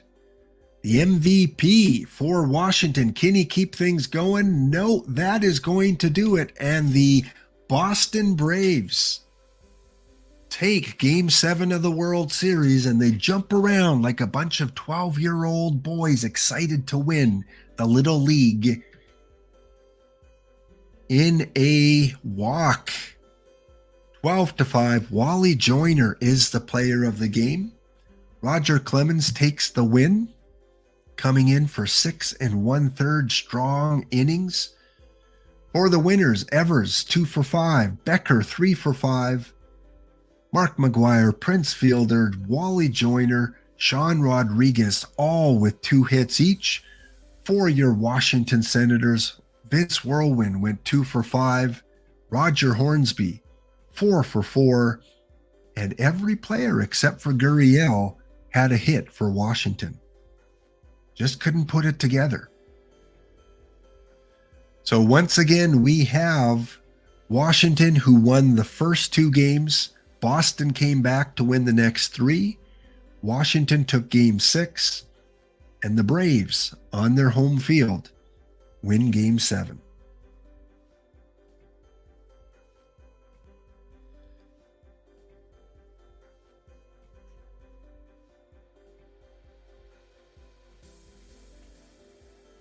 All right, I am just going to sim ahead to the first-year player draft. We're not going to do the draft today because there are a couple new entries I have to put in for our next draft.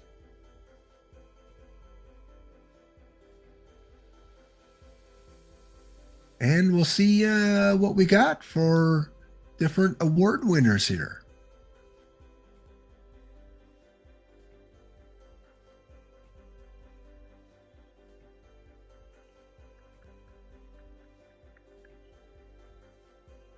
Phil Glover.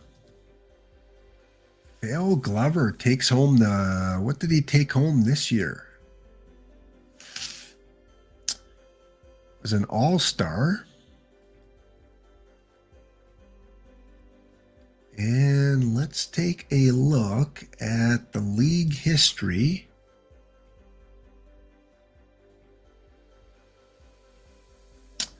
Thought there was an award section here. There we go. Fred Lynn is your most valuable player in the AL this year, hitting .386. Addie Joss, the Cy Young winner for the losing Washington Senators, went 21-6. Rookie of the Year, Fred Lynn, quite the accomplishment. MVP and rookie. And Grant Roberts was the reliever of the year for the AL. NL award winners, we had Slambino Jr. Congratulations, you won the MVP for the NL, going .383, 6.7 WAR. Yeah, I'm not sure what the right center dimension was there, but that was definitely a gap area that the Braves capitalized on.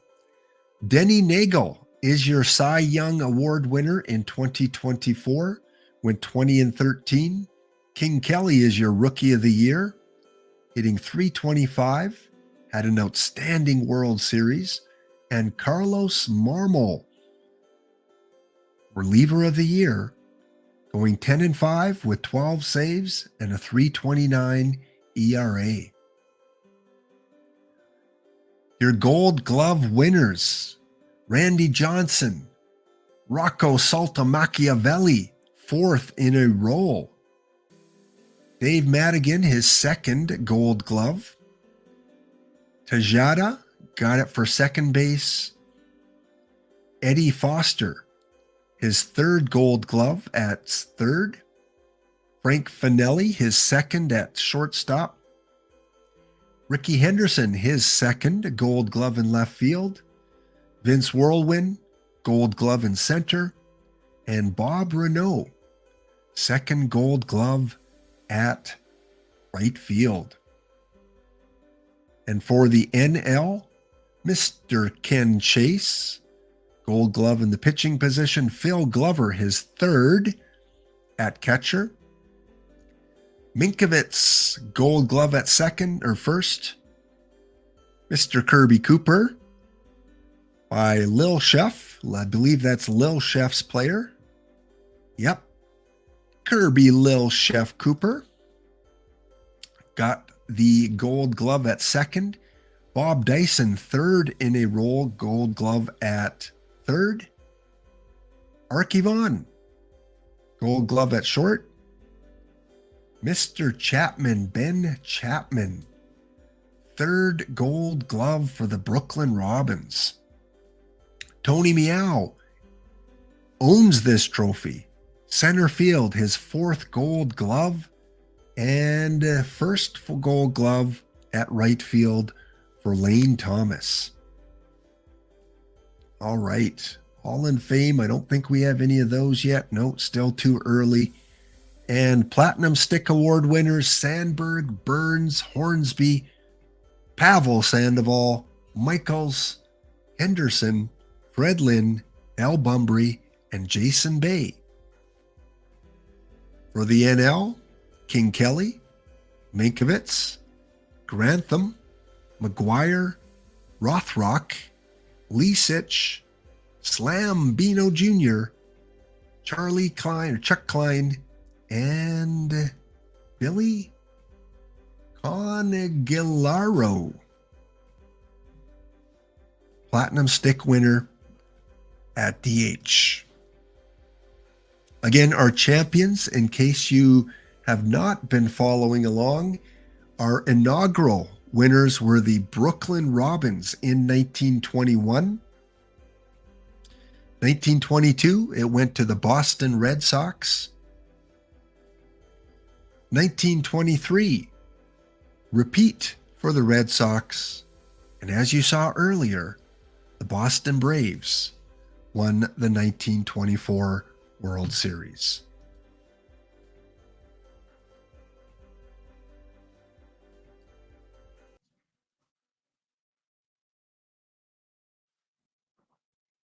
All right, guys, we have about a little less than 10 minutes before we go and raid Mr. EVCinNYC. So we'll just finish off taking a quick peek at our Rocky Mountain Gladiators and Jim Unknown Blue Jays. Let's see where they were placed on this Monday afternoon. Haven't checked in on these guys yet. Last year, which was yesterday. Yesterday, we did make the playoffs in Diamond with an 86-76 record. We won our wild card round, and then we lost in the next round 3-1. So again, successful season, making the playoffs. Didn't really expect too much more. I'm just glad that we didn't get relegated. And so right now, we are in a typical Monday situation. I said we always underperform on Mondays, and we are 3-7 right now. Looks like we might be in another short league. Say it ain't so. Yeah, look at this.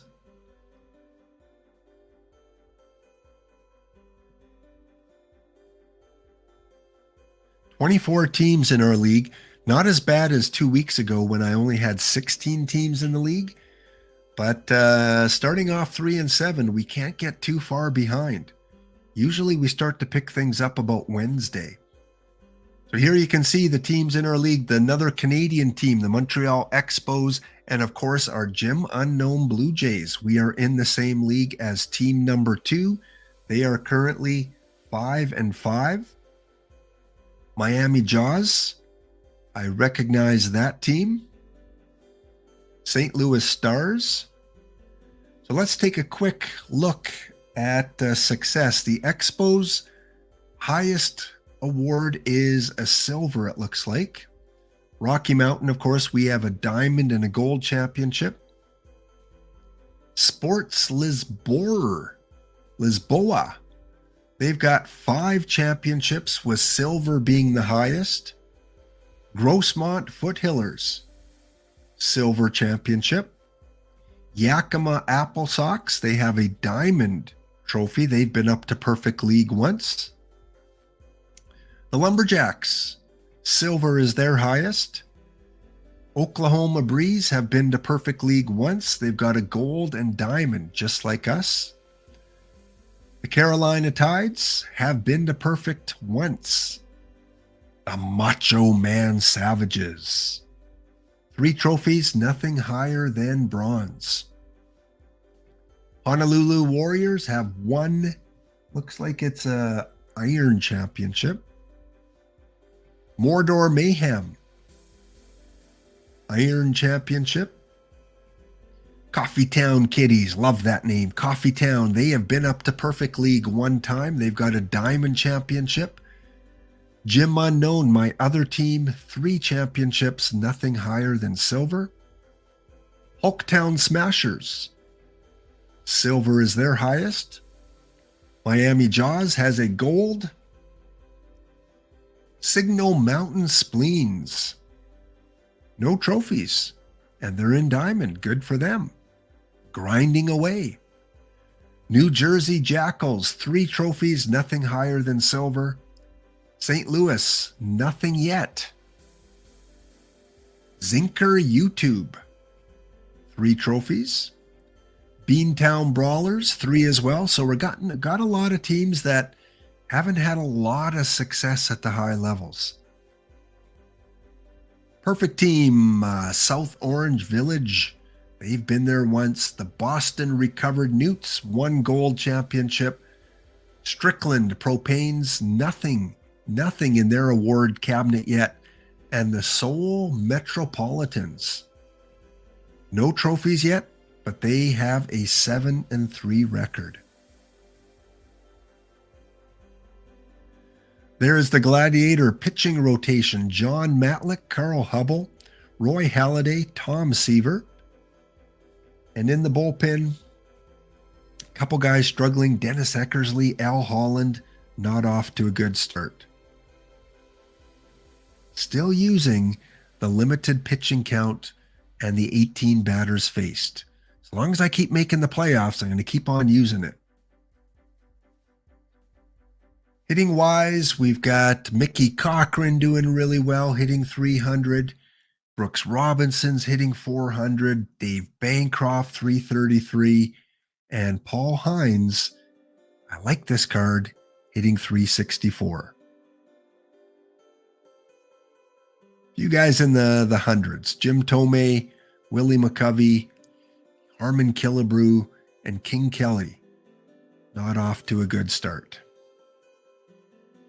Overall, no one on the leaderboard here for us. Again, we are in a short league, only 24 teams. So we'll see. We'll see how this plays out. 6 teams will get relegated. Hopefully we can hang in there with both teams. All right, let me just do a quick check if we are ready to raid EVC, because my voice gave out a long time ago. All right, thank you guys again for tuning in and joining the show today. Special show with the announcement of the theme team. Yes, the theme team, lights, camera, action, involving real-life baseball players that have been involved in a movie or TV show or early game show. Thank you guys for being part of this journey with me. Remember, take care of yourself and someone else as well. It's still rough out there, especially with the winter coming and the colder temperatures. So be kind to each other and yourself. It's a great day for baseball. I don't care what the temperature is, even if it's just OOTP baseball. I'm back tomorrow, 1 p.m. Eastern, where we'll focus more on packs with the Gladiators and the Blue Jays. We'll take a look at the theme team and how I've constructed that, and a few other surprises, including, a little bit more about possibilities moving forward. So thank you guys again for tuning in. We're going to go raid EVC, give him all the love as he talks theme team. A wonderful day, and we'll see you next episode. It's time to raid.